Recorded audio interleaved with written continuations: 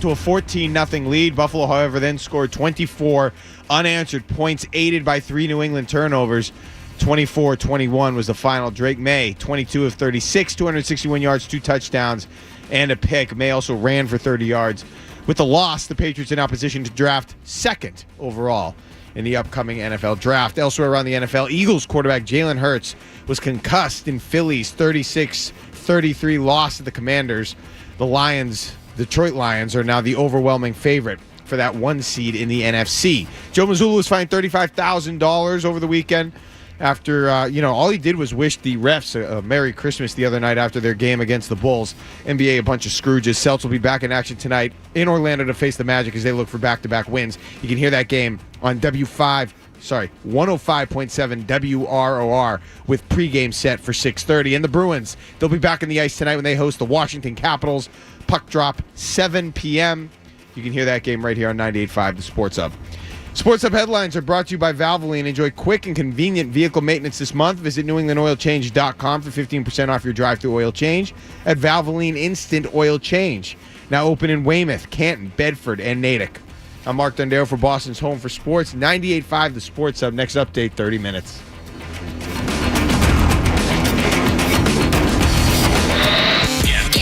Get There's the potential there for big stuff. 98.5 the Sports Hub app. Get the app.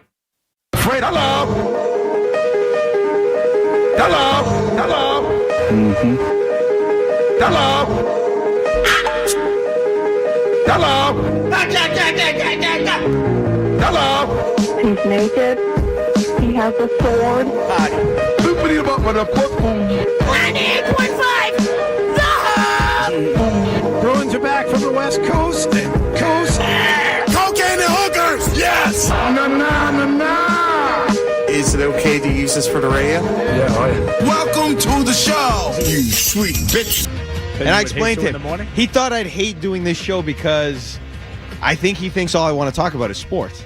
And I explained to him that's not necessarily the case. I'm just not as good at talking about the other stuff as they are. So I'm good, Paul. If you want to go off the rails this morning, I'm fine with that. I know you're a guy that's always off the rails. Oh, yeah. I wanted to make that known. And I wanted to open the show with a very heartfelt congratulations to George, our producer, for getting married over the weekend. That's a big step for George, so congratulations to him. Very much so.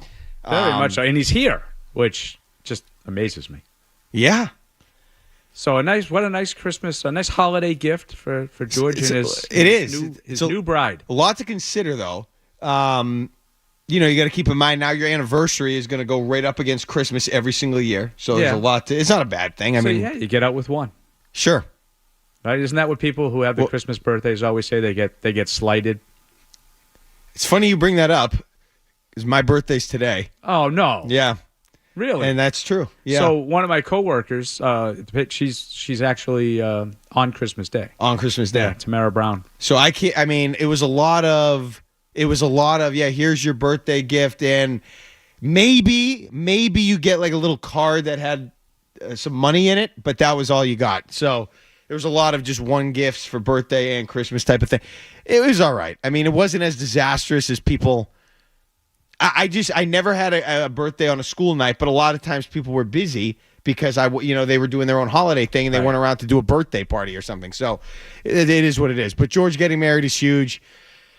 And one of the things that I've been dealing with over the course of this holiday season, as I do every single year, and George will get into this, of course, as he goes along here in his marriage, will be when your wife tells you that she doesn't want anything for Christmas. Oh, yeah. So it's like, obviously that's BS, but how serious do I take it? Because she probably, in a way, feels like that to a point where she doesn't want you don't want you wasting money if there's money to be spent elsewhere. But how many gifts are you supposed to give your wife for a holiday? How many is enough, even when she says that she doesn't want any? You've been married longer than me, right? Well, I would assume. I think so. You have any insight for me? No. Okay. What do you think? You figure it out after a while? Okay. So I'm going to just assume that you just buy. and you just put stuff under the tree or whatever it is, and then you just give her. And I shouldn't complain about that because we have been married, over 20 years now, so it's not as big a deal as maybe it was when we were first married. Okay. Trying to figure out that one thing that that she might want, but she's not ever going to say that she wants it. Yeah. Yeah. And then there's gifts after a while, you don't have to worry about it as much. It's more like, what do we need around the house? I know, but that's you give her that gift on Christmas. You get her a calendar for Christmas. I don't want to do that. That might be a stocking stuffer. One of those like Shutterfly or something with a bunch of photos in it. Yeah. Those are always big. There's like some electric calendar that it's the hot thing. I guess it's a little more expensive. I'm not. That's not a stocking stuffer. If it's something hot and new, you think I know it? Okay. Look at me. When did you do your shopping, Paul? Probably the beginning of the month. Okay. I was done pretty quickly this year. I have had, Christmas Eve marathon sessions though. Yeah. Not since I've been married though. That was more like early 20s, single, haven't gotten anything from my family or anything. Yeah, So I don't need that kind of stress in my life at this stage. Yep. I hear that. No, you definitely don't need that type of stress, but you like to take some pride in what you're doing here, and I fumble around with this every year and try to find something. And it's like, do I go with a lot of small things or do I just get one big thing? I went with the one big thing last year, bought a bike. Oh, that's a great gift. One big thing? That's she got into like biking, the Cape Cod Rail Trail a little bit. And there was this bike that she rented that she liked. So I found one, got it. That's perfect. Yeah, that was good last year. But now I'm trying to figure out this year. You got to continue to live off that. That's how it works. Well, remember when I got the cool bike? You really liked it? Yeah. Well, I can't get clothes. I mean, it's useless to get clothes. I always screw that up. The style, the color, the size, something goes wrong. So I'll get her a gift certificate for that. Yeah, that's a tough one. The clothes are tough. Okay. No question. Give George real quick before we get we'll get into the Patriots. Give him the top marriage advice you have. Go. Yes. You're right. Okay. Good advice. Did you get that? Sorry. Do you need to write that down? Yes, you're right. All right, you have to come again with the marriage advice. You'll never, ever go wrong. He's already off to a bad start. You'll never, ever go wrong. Absolutely. You're right. Yes. I agree. Compromise is a good thing. Correct. Especially if you don't think it's all that important. Yeah. Here's the other thing, George. This is crucial, and you probably know this, but I'm just going to reiterate. It's all about those household chores. You help with the dishes. I mean, that'll be a bigger turn on than anything you can do. She'll get all fired up. That's what you got to find. You got to find that rhythm there with the household chores. Ain't that the truth? That's it. That's what revs the engines. Not doing push-ups. I know you do push-ups with the shirt off in front of her to get her. No, that's not going to work. You want to do the household chores. You want to clean. You want to vacuum without being asked. You want to do dishes every night. That's how it's done. It's hard. That motivation isn't always there, George. You got to dig down deep to do those. That motivation to do dishes when you're tired, you've worked, you don't want to. The kids are screaming. It's not always there, but you're going to rise up in those occasions. I know you are. Okay. I always found it hilarious to come home and complain, hear the complaints about the kids, and knowing that they're just perfectly behaved angels when they're with daddy. But yeah, God bless them. You know what I did one time that was a major mistake? Major mistake. I came home. I'm sure this is me. I'm not going to speak for you, Paul. This might have happened to you, might not have. I came home from playing golf one time. So I was out for like 5.5 hours. Came home, and I probably didn't play all that well, or it was a hot, whatever. And I actually let it slip that I was tired and didn't want to do something. And she unloaded because, I was just out for 5-6 hours playing golf, and she was probably with the kids at home, and I made some comment about, I'm tired. I don't feel like doing that right now, and you don't do that after playing golf, George. Bad move. Don't do that. Bad move. So that's one of those you go, oh yeah, you want to go to that restaurant that you've been wanting to try that you have no interest in? Absolutely, good time. Good. That's a good night for that. The night of a day that you golfed. Absolutely. That's right. This is why I'm all about, if my wife wants to go out with friends or if she wants to play tennis, because she's getting into some tennis over the last couple of years, I'm all for it. Because if she's doing things like that, then I can do things like that, George. You understand? If she's doing things that are fun, then I can go out and spend some time doing things that are fun. I feel like that works. So I always endorse those types of those types of endeavors. Agreed. I mean, the other day she had her friend over the house for about 6-7 hours. I mean, at what point do you wear out your welcome? But I logged that one. For it's in the bank. He's logging stuff. A day in, he's logging things. Oh, you owe me. Okay. Saturday, congrats. That's a great weekend on the precipice of Christmas. Yeah. Okay. Patriots, it was a nice start to the game, Paul. But I don't know what to take away from what we saw in Orchard Park. And if there's really a positive there to glean, what was your immediate thing that you took away? Yeah, I mean, I would say a couple of things. I would say just the game itself, the first half is probably as well as they've played all season. The first half of this game was their best performance of the entire year. The second half was about what we've seen in pretty much every game, for the year. It was just sloppy, ineffective, no offense to speak of, and ultimately they fell short.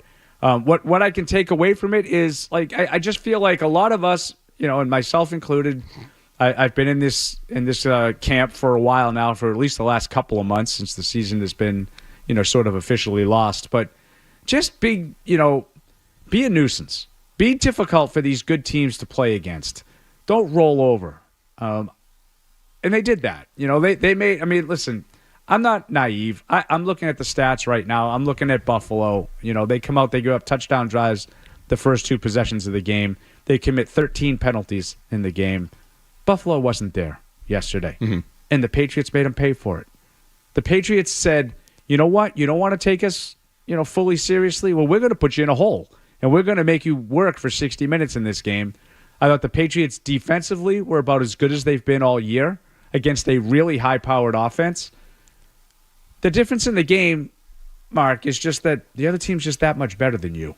And they found a way, even with their, I don't even want to call it B game, because it was far less than that. But even at far less than their best, they were able to make enough plays and take advantage of the turnovers to win the game. But for the Patriots, be a nuisance, be a pest, be tough to play against. That's what Gerard Mayo's been preaching for the last several weeks. This is the first time I saw it. They were tough to play against yesterday. What can they take from that moving forward? I don't know. Yesterday, they played well. We'll see what happens the last 2 weeks. What did you see out of Drake May yesterday? Anything significantly different? No, I thought he was really, really good in the first half, and not really great in the second half. The turnovers. It's obviously a miscommunication on the interception. He's throwing front pylon. Hooper's running to the back pylon. I know a lot of guys love to break down the film of these things, and they assign blame. I don't. I don't know what the play's supposed to be. I don't know where he's supposed to go. So either he threw the ball in the wrong place or Hooper wasn't where he was supposed to be. To me, the lateral is inexcusable. That's inexcusable on all parts. If it's designed that way, that's a terrible play design. If you want to run a trick play, Mark, I'm all for it. That's going to be a double pass. That wasn't going to be a double pass. So why throw it backwards? Mm-hmm. Why risk what happened there? There's a guy, I think it was Taron Johnson, comes in free, blows up the play. Ultimately, that was the game. That was the play of the game. That doesn't happen, and that game is probably going to go down to the wire. That play happens, ends the game with 10 minutes left. You're down 10. You're not going to win that game. But first half, a lot of great stuff to take away from May. I thought he bought time in the pocket. I thought he scrambled when he needed to. Saw a couple of design runs that people have been looking for. Some of the throws on third down, or I think they converted like the first 4 or 5 four third and downs, third to start. And some of them under some heavy pressure. I thought it was an odd game plan defensively for Buffalo to sort of go after him like they did, which I thought gave him easy throws to Hunter Henry early in the game. But I just another step in the progression. Really bad weather in Buffalo, really cold. So that was a chance for him to experience that. Probably the most difficult environment in the division at Buffalo, I would say. So good for him to experience these firsts. I thought he played really well in the first half. Not as well in the second half, but it wasn't a disaster in the second half either for him. Just another step in his progression. All right, when we get back, what happened last night? I'm going to tell you what happened last night in Buffalo associated with the Patriots' effort against the Bills. And was it a positive that they can build off of or something else? We'll get to that This is Toucher and Hardy, 98.5. The Sports Hub, Mark Dondero, Paul Perillo in for the guys. Stay tuned for more Toucher.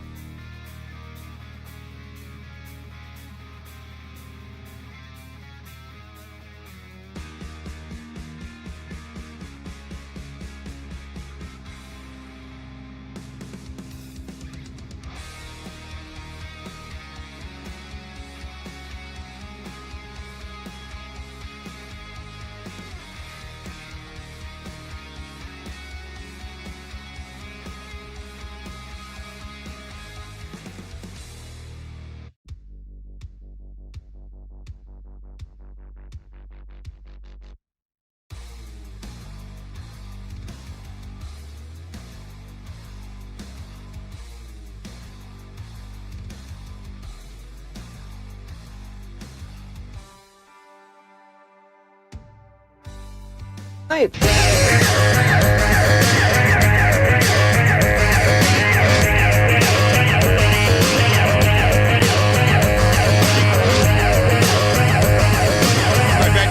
Hardy, Mark Dondero, Paul Perillo in. Merry Christmas. Happy holidays. My wife, she sent me this text one time, which I'll never try this in real life, but it was this thing where it was a guy who, when his wife was angry, he had like a little like towel or something, and he walked over to her and like up behind her on her back, he like put the towel up on her back and said, "Here you go. Now you're super angry," and put like the towel on her back like it was a cape. And the thing on the text said, "Maybe she'll laugh. Maybe you'll die." And it was like, "Yep, I would die if that happened." So don't do that, George. Don't do that. What did we see last night, Paul? This is what I think we saw last night, and I don't mean to be negative. But you know what? Last night, sounds like you're going to be, though. Well, here's what it reminded me of. And again, I've been having this entire. I forget if I was saying it to you, or if I was just saying it when I was filling in for Joe Murray. Remember when these games, and this isn't the point I was going to make, but I was just thinking. Remember when these after Thanksgiving games meant the world? Yeah. Remember there was like playoff implications. This is when the season started. Or even, that's the season doesn't start till after Thanksgiving. Or I was hearing somebody give the injury report. Joe Murray on like a Thursday was giving the injury report. He'd be hanging on it. He would be hanging on it. Yeah. Because if the guy was going to play, insert whomever it would have been, Steph Gilmore or Darrell Revis or Alfonso Denner. Like, I don't care back then. Like, just give me a player that I thought might have made the difference in a big game. Now it's like, the injury, like JaMychal Hasty's questionable. Who cares? Like, it doesn't matter. And that's where we are with this team. Unfortunately, what I saw last night reminded me in a lot of ways of what we used to see from the Patriots to Tom Brady, in that they would play the Buffalo Bills, and the Buffalo Bills with Ryan Fitzpatrick or somebody like that would get, and Fitzpatrick always drove me crazy. For some reason, he just used to cut through the New England defense no matter which team he was with. But like, say it was the Bills. They would get out to a lead. They'd go up 14-0. They'd go up 21-0. And then once you were kind of figured out, once the Bills, the Patriots, whoever the better team was, sort of figured you out and got into a rhythm, the lesser team couldn't do anything to stop it. And eventually, order is restored and that team goes on to win. And I feel like that's what happened last night. And I'm not giving the Patriots credit. I think they played well. All the things you said. The defense stepped up early on. Drake May certainly looked good early, and the offense was producing. But they couldn't. Then they gave up 24 straight points, and they couldn't respond. And I don't know what type of adjustments they made. And it just reminded me of, okay, how much of it was the Patriots, putting these bricks down to build something and build off of what they were able to do in that moment? Or was it just, hey, they started hot, they got a couple of calls, they made a couple plays, Buffalo was a little lethargic coming off of a couple emotional games, big games in LA against the Rams, a lot of like points scored, and then who'd they play last week? They had another big Detroit. Huge win in Detroit. Yeah, and before that it was San Francisco. It's right. been 3 straight, really big games. Big they had games. the Sunday night game. That was I think most people picked the Bills to blow them out. Okay. And you know how the NFL works. But a lot of people sort of talked about the spot for Buffalo in that this is ripe for one of those. You just can't be at the top of your game every single week in that league. You're going to have a letdown. Wouldn't it be natural for an 11-3 team at home with a 3-11 team coming in to say, yeah, we probably don't need to be as intense as we've been the last few weeks? And that's what happened. Now, again, I thought I thought the game plans on both sides were really good yesterday for the Patriots. I thought offensively, what was one of the biggest complaints that people had in the Arizona game? It was all this like quick screens, dink and dunk, not letting Drake May throw the ball downfield. First drive of the game, Mark, they take 2 shots. One gets a penalty when they had, I think, Stevenson, behind the linebacker, gets a pass interference call, and then he throws a beautiful touchdown to Kayshon Boutte for about 30 yards. Throw it downfield. You can make some plays. I thought that opened things up a little bit, made some of those easier throws to the tight ends. I thought both Henry and Hooper were effective in this game. some quick throws under pressure. He knows where he's going. He's got his outlet. So I thought the game plan was pretty good defensively. That's as well defensively as they played all year, considering the opponent. They had some struggles in the run defense, but you got to give up something against Buffalo. Yeah, the touchdown to Booty was as nice as you'll see. Yeah. And as a result, when they mark him out, it's a loss of 1, and thus a sack for Buffalo. The Patriots now back into a 3rd down in 4+, 3rd and 4.5. 2 down 3 territory. receivers left as Douglas widens his split. 1 receiver right. Gibson off the right hip of May. Left foot forward. He takes the snap waist high. Bills with a 4-man rush. A throw down the right side, and the pass is going to be caught on the right sideline for a touchdown. A perfect throw by Drake May. Amazing throw by the rookie quarterback. Caught down the right sideline. What a catch for a touchdown for New England.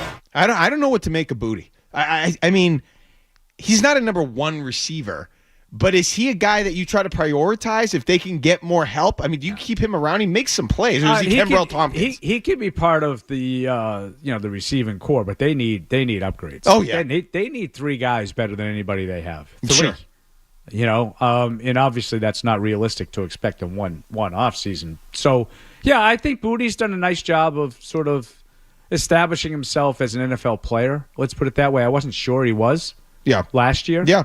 But this year, he's been quiet for the last several games. But he showed up yesterday, made some plays. I love the call from Bob Sosey because.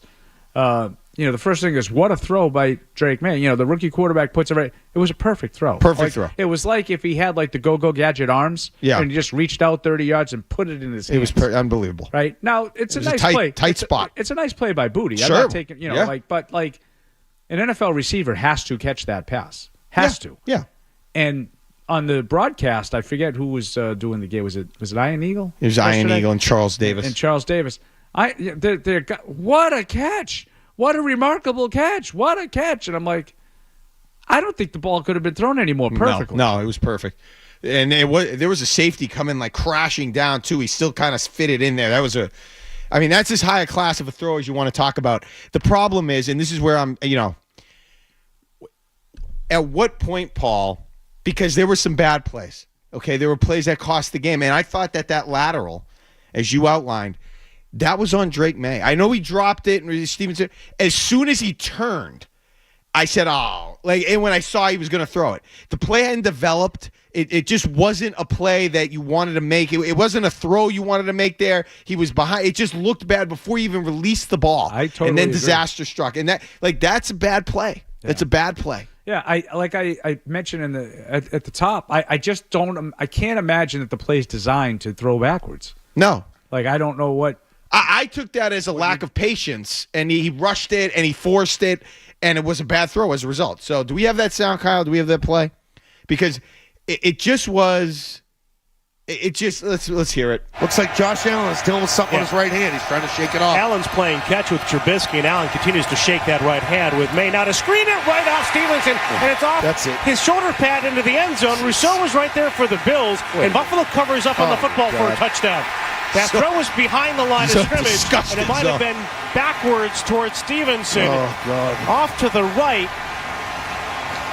And you're right. That probably if they had an opportunity to take that one back, and Buffalo with Josh Allen's hand was hurting them, they score the touchdown. You never know, and that's a shame that happened, and that cost the Patriots the game, and that was a bad play from Drake May.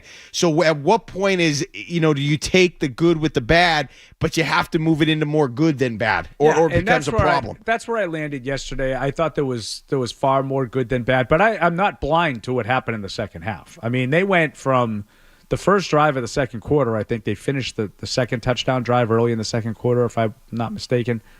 They went a long time without moving the ball after that. Mm-hmm. I want to say they had 240 yards of offense in the first half. They only ended up with 370, and that included a touchdown drive at the end of the game. Yeah. So the turnovers can't happen, 3 of them, in succession there in the second half. But through all of that, I thought defensively they continued to play pretty sound. It was one of their better efforts, I thought, of the whole season. It looked like they just played a lot of man coverage, maybe some single high, and I thought they frustrated Allen a little bit. They took away some of the chunk plays. And, like I said, James Cook was a problem. They ran the ball well, but you got to give up something. Yeah. They allowed him to run the ball a little bit. But defensively, that was considering that offense, that was not a bad performance. 617-779-0985. Deshaun is in Virginia. Hey, Deshaun.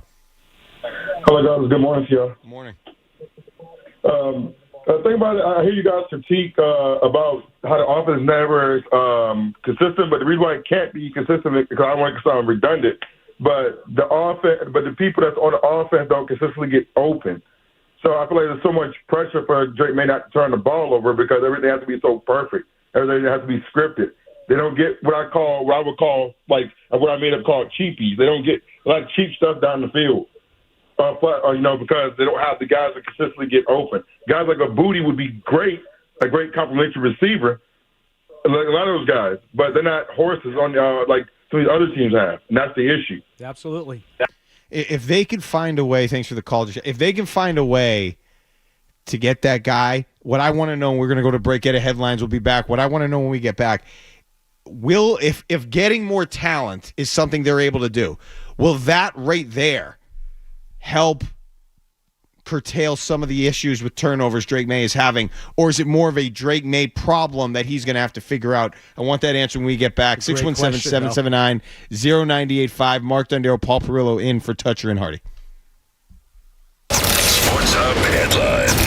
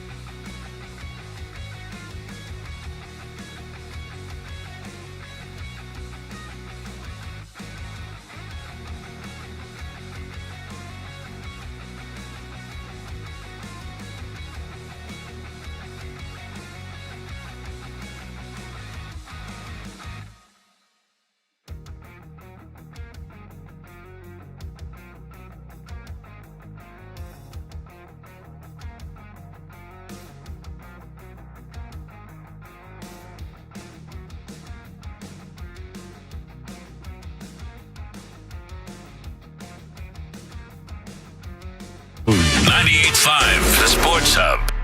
Hunter Henry split to the left. Douglas now motions in that direction. Stevenson off the right as May takes the snap. Pocket squeezing down. Throws it to the right. It's intercepted in the end zone. He floated one to the near pylon. It is picked off on a throw that sailed well short of Austin Hooper. Terrible throw. Forced it. May feeling the pressure. Cal Lewis with the pick. No zip on the ball. Ball floated. Misread it. I'm also trying to keep things in perspective and not get too high and not get too crazy. I love what I'm seeing. I love his demeanor. I love him at the podium. I love what I see from, I like the fact that he was so upset, and this wasn't what we just heard there, but that he was so upset that he threw what he probably deemed as a hospital ball to Austin Hooper in that game, where he was visibly, shaken that the guy got hit that hard and he might have been hurt. The interception, that one, in the end zone was, I thought, his fault. Maybe it had something to do with Hooper going more towards the pylon instead of breaking it off as more of an out or something. But, I'm not blaming Austin Hooper for falling down. It looked like a throw under some duress, and it looked like a bad throw. Bad throw. Yeah, I would, based on May after the game, I kind of think it was on May. Now, he's done a good job of all of these taking responsibility. Yeah. So that doesn't necessarily mean it was his fault because he said it was his fault. If you understand what I'm saying, He's done a good job of being very accountable after all of these turnovers. But on this particular one, I do kind of think he said that he felt like it was similar to, I don't know if you remember the touchdown he threw to Hooper, maybe in the Colts game. That was sort of that front pylon. Yeah. And there was a couple of weeks ago. I want to say it was the Indy game.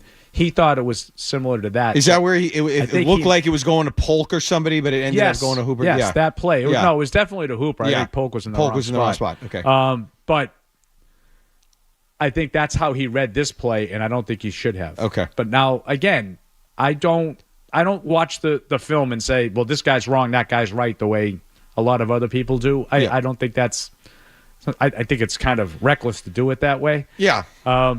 But based on the way Drake sounded after the game, I wouldn't be surprised if he's the one who misread the coverage a little bit. Look, here's the thing. This is a situation where how many games did Caleb Williams go without throwing an interception? Like 5, 6, like he was on a run. He's on a run now, right? Has he still not thrown one? I don't think he threw one. Did he throw one yesterday? I don't know. But he was on a run. He was over 300 pass attempts. Okay. And what are they doing? What are they winning? Like, they're not doing anything. They're not winning. I've watched some of their games because I bet on him. They're not scoring. No, their offense looks terrible. He's getting sacked. He personally played very well yesterday. Okay. But they're not really moving the ball consistently, and they're not scoring, much like the Patriots. So I don't know what interceptions in and of themselves don't necessarily bug me. Okay. Now, the Patriots are turning it over too much. Like Drake May is turning it over too much. Yep. But if you're able to make plays and you're like Josh Allen is a guy who's turned the ball over pretty consistently. Now, he's not this year, but last year I want to say he threw like 16 or 17 interceptions. You'd take that if you were Buffalo? The amount of plays he makes? Yeah. The amount of points they score? Yeah. Of course. It's obviously timing and things like that come into play. The Patriots right now, May had a couple of turnovers again yesterday, and they're not really scoring. It's 17 points, 21 points. I think Drake May's high for the year is 24 in the game that he played. 25 they scored once. They haven't scored 30 points in a game, Mark, in 43 games. Ouch. 43 games. Yeah. The last day it was the game at Cleveland in 2022 with Bailey Zappi playing quarterback. That's the last time they scored 30 points. You should be able to score 30 once in a while just falling out of bed in that league. So they got to get better. Especially with the quarterback playing as well as he's played. Drake May, listen, third down, I thought he was really good early in the game, especially. There were a couple third downs he hit with a guy in his face, a couple good reads.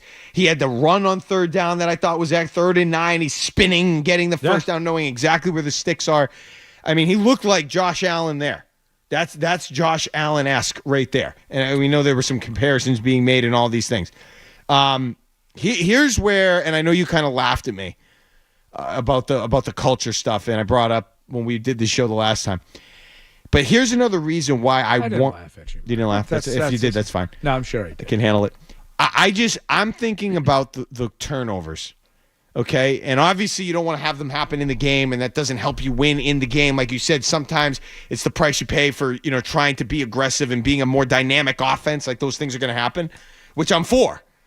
But the problem is you can't be known for them, and it can't be a thing. Exactly. Like you're going to have some turnovers, but it can't be a thing because what that'll do, that will impede your ability as the quarterback, as the leader, to turn into the player that I need Drake May to turn into, and that is a guy who demands excellence from everyone else. And by excellence, in association with that, a lack of mistakes. Like you're accountable for mistakes, and you don't make mistakes. You can't be somebody that's demanding of everybody else on the roster and trying to create this culture of we don't make these mistakes. We limit mistakes, yet I'm making all these mistakes. You have to turn back. You have to cut down on those interceptions and the fumbles and the turnovers so you can then be, as you go forward, a guy like Brady, obviously that's a high bar, that demands perfection, that demands excellence, and that isn't somebody that's known for making all kinds of mistakes, turning the ball over. It happened to Brady, but he was never, even when he got in, he was never known for it. Now, it doesn't do you any good to not be dynamic. Brady was obviously dynamic. It's good. You go in there and just have the goal of not turning it over and not really do anything else. Right. Like sort of like what we're seeing from Caleb Williams. It's not like he's had bad. Every game has been bad, but you have to be able to win games too. But if you're not turning the ball over, you then can use yourself as an example, as a leader, as, hey, I'm limiting my mistakes. All of you need to limit yours, and by associate, in that regard, we'll be better off as a team. Yeah, that's where he needs to get. And I know what you're saying. That they're developing sort of a habit where it's the turnovers are okay, and it's not. It's not. He's a rookie, so we can let him give him that pass for now. But when does that get? And that's why I like what I've heard from Alex Van Pelt. A couple of times when we hear from him, we got to eliminate the turnovers. They're really harping on it. So I don't think the coaches are looking at it the way the fans have been. Because you're right, that's been the overwhelming response. Well, he's played great. He's just a rookie. Dynamic throws, yeah. Yeah, he's made some really good plays. And I would also feel a lot better, Mark, if some of these interceptions were coming when he's been trying to do too much. Like he's forcing, like you say, dynamic plays. You're right. A lot of people talked about dynamic plays.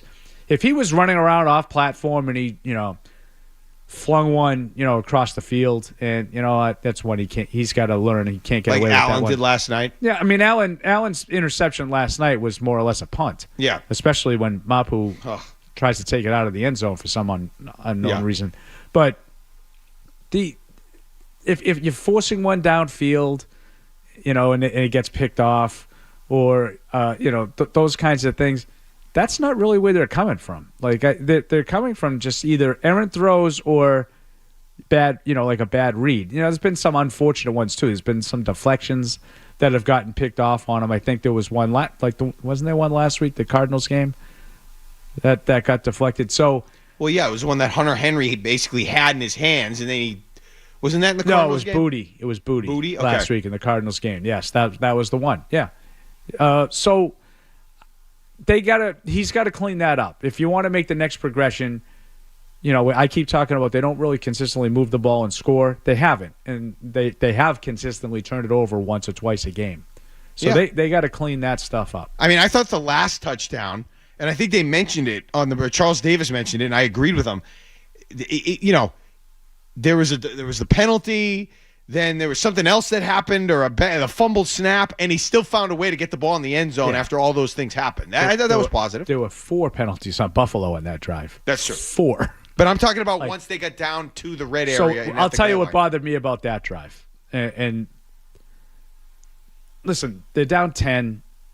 I didn't think they had a ton of urgency on that drive. No, they did not. I thought they were taking 20, 25 seconds between plays, which I didn't like. They get all the way down there, Mark. I want to say it was 1st and goal at the 9, and I think that's what kicked off. I think it took them 8 or 9 plays to score, including 3 penalties on the Bills. You get 1st and goal from the 1 with 2:13 left. I think you can't run. This is exactly what Buffalo did in that Rams game 2 weeks ago that everybody killed them for. Yep. You can't run. You need to score before the 2-minute warning. You have to score before the 2-minute warning. See, I didn't think it would have helped. It would have been ideal, but you still had all 3 timeouts. No, I know, but Buffalo they ran it and then had to burn a timeout. They could have run outside the 2-minute warning. By the time that they scored, there was I want to say 1:13 left. Yeah. Game's over. Yeah. Even if you get the onside kick, you need a miracle at that point. Well, they still had the 3 timeouts, but yeah, you probably weren't going to, because they would have punted. You would have been going the whole field needing a field goal.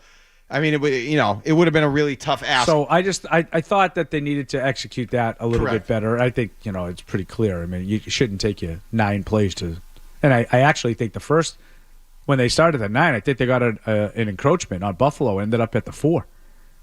It can't take you that long to score from there. And just they had a chance. They had a chance to either kick a field goal, which I'm not saying they should have done, but they could. And then the other thing that annoyed me, I know the defense played well overall yesterday, but then you get the ball back. Now, it's slim. The chances are slim at that point, but you give up on the first play. You know they're going to run the ball. I'm looking at the box. It looked like sort of almost like a light box, considering they're going to run the ball. They do a pitch, and they pick up an easy first down to end the game. Called the same play 4 times in a row. Yeah. Little pitch to Ty Johnson, who's like their 3rd down scat back. I mean, you can't put more. I know they're not known for the defense, and this has been a bad year defense, but you can't put more of a better effort together than that. One pitch, a toss on a first down, they're going to run, and you just let them gash you for a first that ends the game. That annoyed me. I agree. Despite the fact that they played pretty well defensively. 617-779-0985. Can the Patriots build off of this, Paul? Can they build off of anything positive that happened yesterday? And if so, what will that look like going forward? We'll get into that when we get back. Mark Dondero, Paul Perillo in for Toucher and Hardy. 98.5 The Sports Hub. You're listening.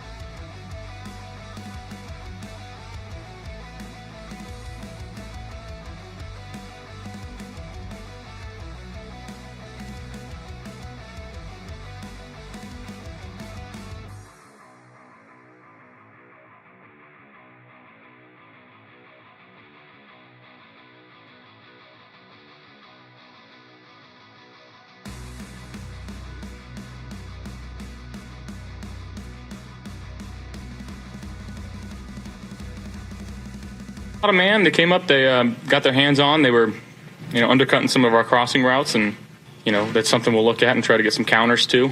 But I mean, that's a better team than their record shows.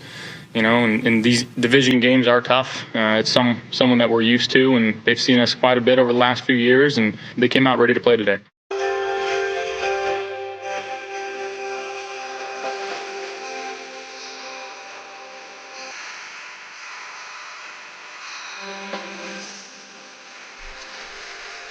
All right, back here, Toucher and Hardy. 617-779-0985. Mark Dondero, Paul Perillo. In for the guys. Holiday season, Paul. I'm trying to be positive here. Feeling good. I would agree with Josh Allen, about the way the Patriots played yesterday. I thought their scheme, as I mentioned earlier, like a lot of man coverage. I think they said on the broadcast at one point, or maybe it was at halftime, a lot of single high and, really jamming, the crossing routes and whatnot. I thought they took away a lot of the stuff that Josh Allen has succeeded with this year, because they do not have that dynamic presence in the receiving group anymore, with Diggs gone and, sure, and even with Gabe Davis. No, they don't have a true number one receiver. No. And yesterday it showed, and it really hasn't. I mean, 8 games in a row with over 30 points. Yep. And they needed 7 defensive points just to even get close to that yesterday. So I thought the defense, I thought the game plan that DeMarcus Covington came up with and Gerard Mayo, I thought that was a better performance for them than what we've seen over the last couple of months. Yeah, that sound from Josh Allen to me kind of sounded a little insulting. I don't know. Maybe I was just listening. What you mean. It just sounded. It was like, yeah, they're a cute little team. They did some nice things. They're better than the record says.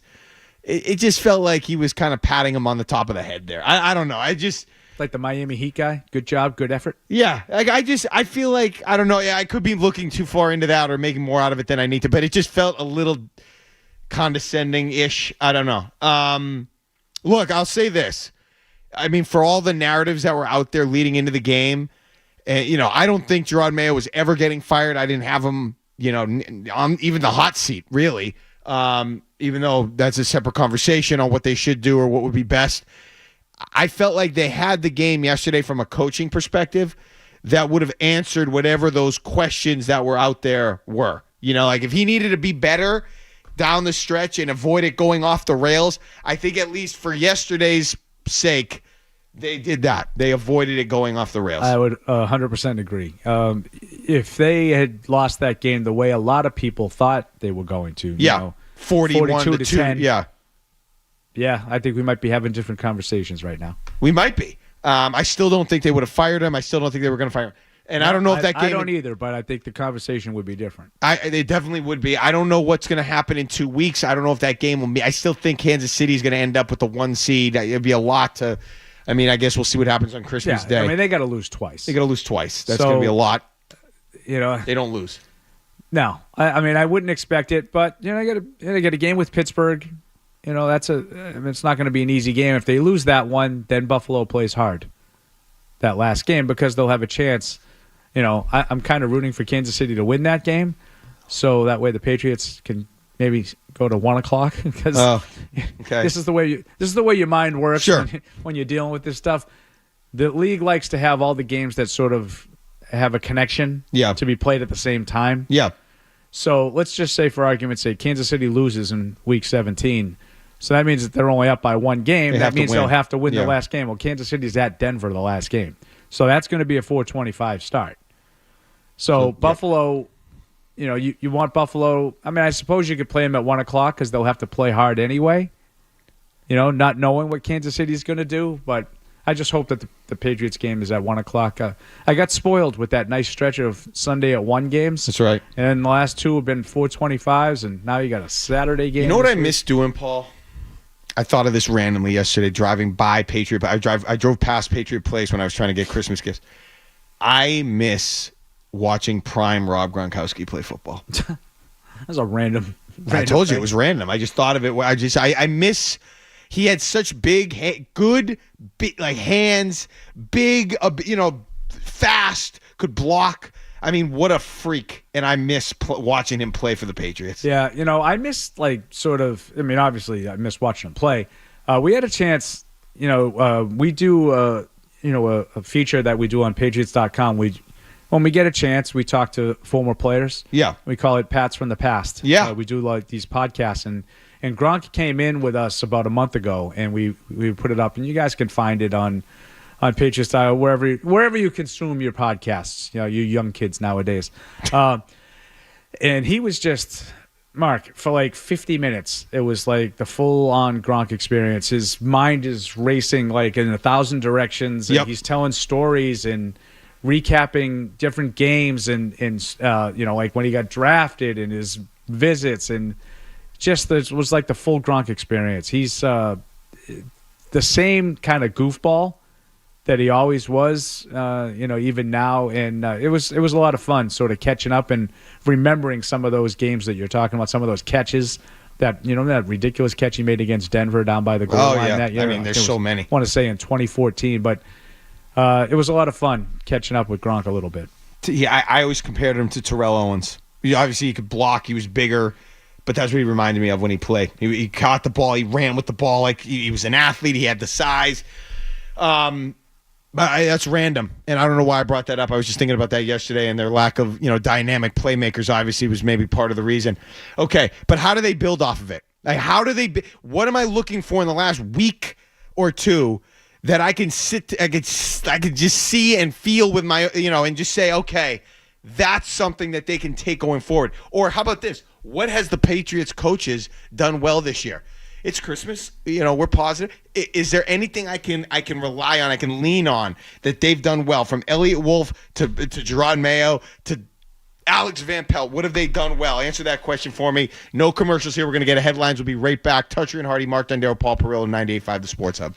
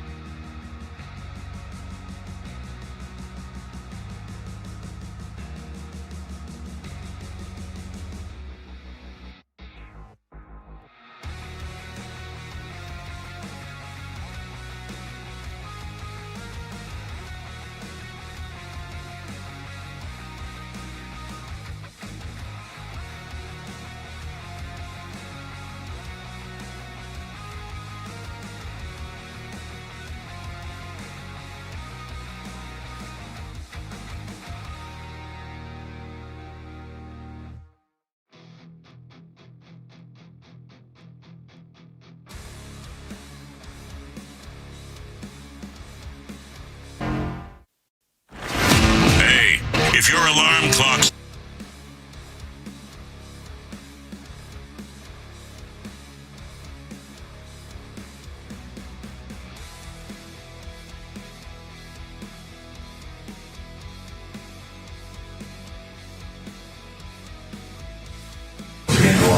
expecting. How do you think about that? Yeah, we never get into the expectations of people outside of our building. For me, I think these guys, they have the mindset to go out there and be physical, have great mental toughness, and try to win football games. Were they the tough team that you been hoping they could beat? Well, look, we got a bunch of tough guys in there, and I don't question that. Again, though, look, we want to win football games. My favorite's probably, I like Feliz Navidad. Wow. It's, that gets me going. That's a little different. Taylor Swift has a great version of Last Christmas. I'll tell you another one that's fire. You're pretty good on the covers. I love the you love covers. The Goo Goo Dolls a couple years ago came out with a Christmas album. Yeah. Fire. Sleigh Bells, awesome. They do a great rendition of that. What's the other one? I forget what the other one on that song on the album is that I like. But I will say this: if you can, not that Mariah Carey's, what's the name of the song again? Do you remember the name of it? All I Want for Christmas. All I Want for Christmas. Thank you. Not that that's my favorite, but if you can, as an artist, come up with your own Christmas song that kind of lives, that's etched in time, that's pretty baller. If you can do that, it's a legit Christmas song that sort of enters the conversation with the classics, Jingle Bells. Right, because every Christmas song at this point is old. Or they'll redo some of those. Someone puts a spin on it. Yeah. But if you write your own new one, like she did, I think that's from the 90s. But but that's an old song that she... Is it? Oh, yeah. Oh, damn it. Yeah. Okay, I thought she came up with that herself. A much different version. Well, I don't care. I want something that's... a great Has song. anybody ever come up with one themselves? A recent artist. NSYNC had one.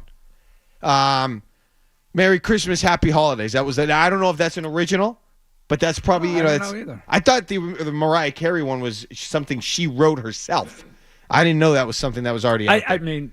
I shouldn't say that definitively. Okay. I'm pretty sure that was someone like in the 40s or 50s had an old version. Okay. It's always how it goes. If only there was a way we could look that up.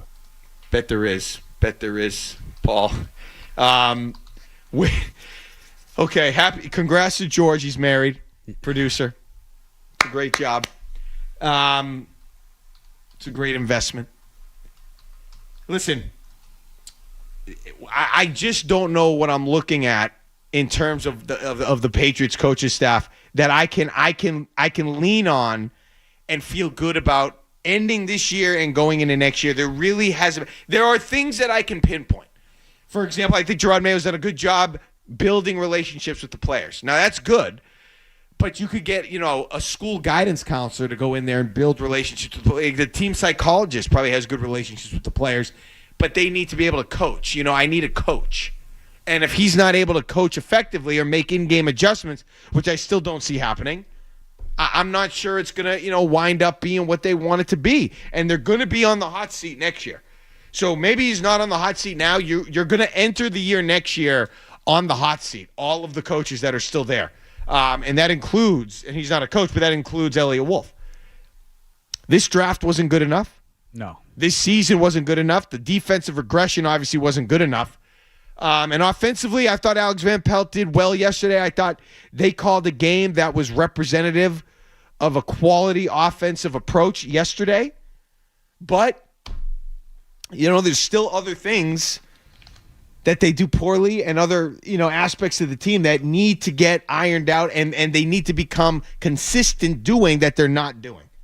And that's what's hurt them. And I still can't sit here today and look at something that they've done and say that's what they're going to be going forward. I don't know what their identity is, what type of team they are. So evidently the song was written about 5 years before Mariah Carey. Songwriter Andy Stone from Vince Vance and the Valiants filed a lawsuit, a copyright lawsuit. But he ended up dropping the lawsuit. So I think it's pretty much her song. I think this would be as close to qualifying as what you're talking about. Okay. And I don't know if she writes, I don't know. Like Taylor Swift writes all her music. I don't think Mariah Carey's writing her songs, which is, a little bit of a step down there. But I would agree with your overall point, back, to real life. They haven't done enough over the course of the season that you could say, this is what they do. This is what they're getting better at. I thought yesterday was a strong performance in a game that a lot of people, myself included, thought was not going to be overly competitive. And I thought they played well. They played better in the game, but I'm not sure what you can take moving forward other than they played well yesterday. I don't know if that means anything. It's one game, but if they do the same thing against the Chargers... Yeah, I'd feel a little bit better about it. I mean, at some point, you got to score and you got to win, and they haven't really done either one of those things. So I would be encouraged that they played better, but I want I'm going to get greedy. I need a little bit more. Now, we had a call earlier. It talked about the receivers and whatnot. It's 100% right. They just don't have enough talent right now. Let's go to Chad is in Framingham. Hey, Chad. Hey, guys. Good morning and Merry Christmas. Watching the game yesterday in real time, when it was around the 2-minute warning, I was actually saying to myself, kick the field goal. And this is prior to the 2-minute warning. I think they're around the 9-yard line there. You have to get the field goal regardless. And I know knocking out the touchdown first is ideal, but you kick that field goal with, 2 minutes, 10 seconds left. It was around that time frame. You're inside the 10. Right. It's pretty much a gimme. And you can kick it off or onside kick it. Regardless, you're going to have time left on the table. It just took entirely way too long. They were just so fixated on getting the touchdown, and it cost them. I mean, there was no time left, as you all said, earlier in the program. You just, you got to get the field goal, get it out of the way, and then you still have time if you can use your timeouts and get the ball back and then focus on the touchdown. It just took entirely too long to even get, the touchdown, and you were just out of time. Yeah, I mean, I totally understand what you're saying, and I don't think it's a terrible thought. I think, Mark, you mentioned it. Thought about kicking the field goal. I just feel like they were so close. They were so close, and they got intoxicated because of how close they were. But I think that you need, you should be. Yeah. You got first and goal at the 9. Yeah. You shouldn't be thinking about kicking a field goal. And ultimately, it took them too long to score, no question. But you still had 3 timeouts, and if you stopped them 3 and out, you get the ball back, and you have time to go down and get a field goal. So the problem was on that last drive, you didn't stop them. You gave up 2 first downs, and you allowed Buffalo to run out the clock. So even if there was 2:13 left, if the same thing happened, you give up two first downs, the game's over. If you look at, a team like the Commanders, who were in a very similar spot to you last year, they drafted a quarterback. Yep. Who's very similar. He's very similar to what Drake May is, and not so much their game. Oh, I know what you mean. But, where they are, their trajectory, all those things right now. Why are they seemingly – I mean, they're doing what you needed to do. They're doing exactly what I was hoping the Patriots could do. Yesterday, not only do they find a way to win, they find a way to win 36-33, and Jaden Daniels had 5 touchdown passes. I mean, you've arrived if you're doing that. Do you know what else they did in that game? What's that? They turned it over 5 times and still won. So I know that, Philly got, Hurts got concussed, but they were scoring points, and they won a high-scoring game, and they found a way to win. Daniels had the game-winning touchdown pass. That's everything that you want your young quarterback to be. I know he's slowed down a little bit, and he had a little lull there in the middle of the season, but why are they seemingly in a better spot so far ahead than you? Right, and you can make an argument, Hurts getting knocked out of the game with a concussion. Yeah, maybe Philadelphia wins the game. I would say probably they do. But Daniel still scored 36 points. Yeah. He still threw 5 touchdowns against a really, really good defense that's playing lights out right now. So I think it's a great comparison. I know Mike and Tony talk about that a lot. They talk about Washington a lot, and they have when I've been on Wednesdays. I don't have the answer, but that's not an overly talented roster. Okay. That's a roster that was right with you last year. They finished tied for that 3rd spot. The Patriots ended up, I think that they ended up with Washington got 2 because of the tiebreaker or whatever on the tankathon. With Sam Howell. Right. So they had the same record. They finished in the same spot. They drafted roughly in the same position every round. They got a tackle who wasn't supposed to be, Brandon Coleman, who wasn't supposed to be any good, and any long-term answer at the position. People didn't even know if he was a tackle. He's kind of played for them. The offensive line has been a work in progress. It's not a great unit, but yet they find a way to score points. Terry McLaurin is a terrific receiver that the Patriots don't have. So I'm not telling you that they don't have any talent that the Patriots have. Terry McLaurin, really, really good player. And the Patriots don't have anybody like that. But, is Zach Ertz any different than Hunter Henry? And is Brian Robinson any different than Ramondre Stevenson? There's a lot of comparisons, but somehow Washington seems to be doing a lot better with limited resources. I think you just answered it. It feels like they had a better draft outside of the quarterback. Some of those other guys contributing. They have 4 or 5 rookies that are starting. Yeah. Exactly. You don't have that. So you get an injection of talent and hope for the future just by having those guys out there and being NFL players. You've been trying to figure out if Booty's an NFL player. We're going to wait to figure out if Wallace and Robinson are NFL players. We can't even figure that out this year for the most part. Jalen Polk, we don't know if he's an NFL player yet. So that's number one. Number two, you just said Terry McLaurin. Bona fide number one. Yeah. And then you've got, who's their offensive coordinator? Is that Cliff Kingsbury? I mean, yes. There you go. You got probably a better coach this year as the OC. So those are the three. That's the answer to me. You had better drafting, guys that are contributing. You have better coaching on the offensive side of the ball, and you got a top receiver. So there it is. And now, can you do something about it in this one offseason? I'd like to think so. But there's nothing guaranteed. So the draft is the biggest part of it. Now I think the Patriots need to explore free agency too. I'm not ignoring that part of it, but right now it looks like you got Drake May and that's it. Still time. I think the two offensive linemen in particular, Layden Robinson has been starting for the last month or so at left guard. So I'm not closing the book on these guys, but it doesn't look like they got these impact players in the draft. That can't happen again this year. You can't swing and miss twice when you're picking that high, and that's another silver lining. They moved up a spot in the draft yesterday. Yeah, and they're not going to care about that stuff. They're up to number 2. I care about that stuff. I'm not opposed to draft talk. I'd rather not, do it every day in November and December. But if we have to, touch on, there is a question I do want to ask you. The good news for the Patriots, obviously, they're not going to be taking a quarterback in the draft. They can literally pick any position. First overall. Which is a good spot because you can, a lot of teams talk about taking the best player available, but the Patriots can actually do it because there's almost no chance that the best player available isn't something that they need. Right. 617-779-0985. We see you on the board when we get back to your calls. More on the Patriots and the game yesterday. Mark Dondero, Paul Perillo here on Toucher and Hardy 98.5 The Sports Hub.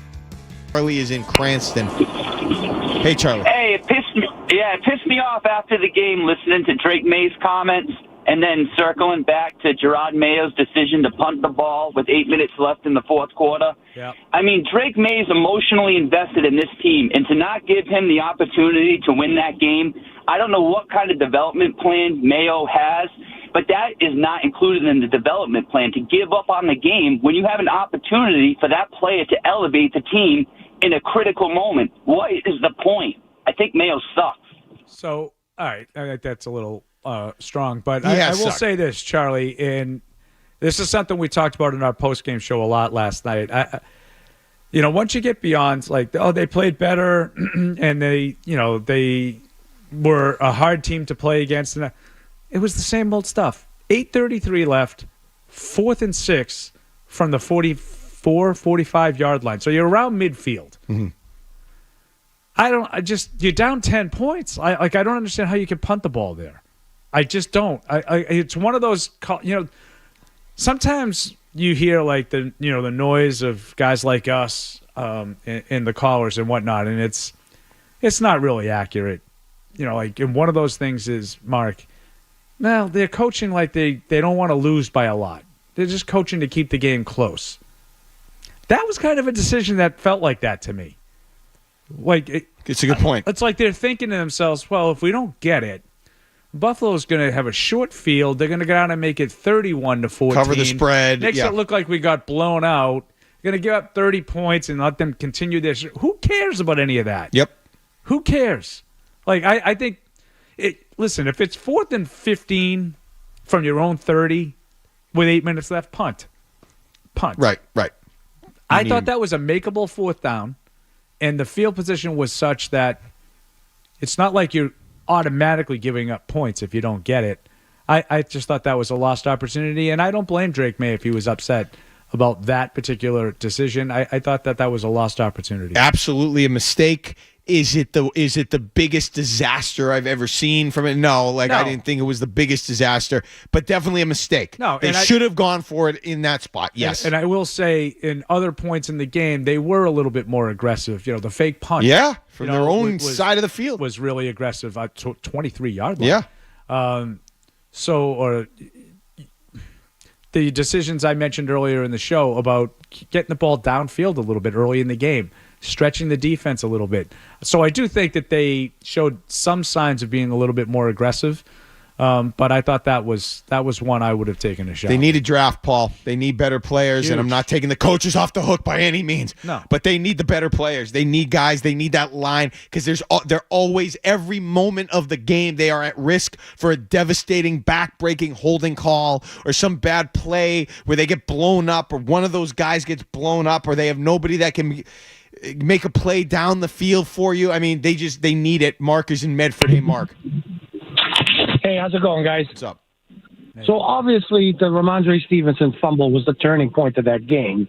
So I would say the question of the week has to be, do you blame Stevenson or do you blame Van Pelt for making that stupid call inside the 5-yard line? Okay, the answer, neither. I blame Drake May. That was a brutal pass. It was a brutal decision. We're not putting that. I mean, Ramondre Stevenson fumbled earlier in the game. That's the play I thought he was talking about. No, I think he was talking about that swing pass. Well, that's not on Ramondre Stevenson. No. It's on. I mean, was it a good call? I don't know. Probably, maybe not. Probably not. Oh, I hated the call. When May, like I said earlier, when he turned and I saw it, before he even released the ball, I went, oh, wait, because it was a hopeless throw. I know that he was under duress and he was trying to get it out, but that was the time because that guy was going nowhere. Even if he caught it, it was going to be a loss. It was going to be a bad play.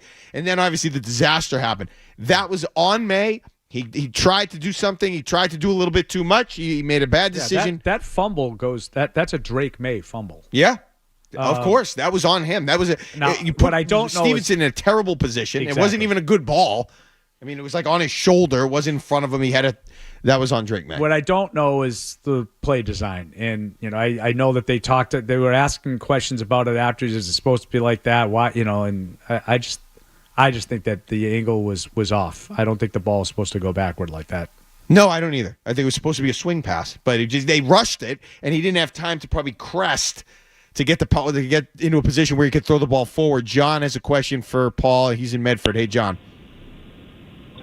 Hey guys, Merry Christmas. Paul, love you on when you're on with the guys. I appreciate it. Thank you. Hey, just question. A lot of turnovers for May so far in his limited starts. I'm just wondering, are we worried he's a turnover machine, or is it just because he's a rookie? Yeah, not yet. I'm not worried yet, but yeah, there's been a lot of turnovers. Mark and I were talking about this earlier. I don't want to fall into this category. Well, he's only a rookie. He's gonna He needs to address it. All right, let me take it a step further. It's been 1 or 2 pretty much every game. Well, let me take it a step further.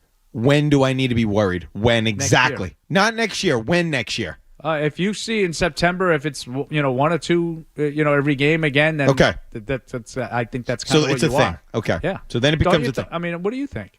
I'm with next year right away. Like because now what he's going to have is a full training camp, which he should have had this year. Full training camp as a starter, unequivocally the guy. He could create a culture. He could do all those things that I talked about. Demanding the excellence and practice habits and all these things. Yeah.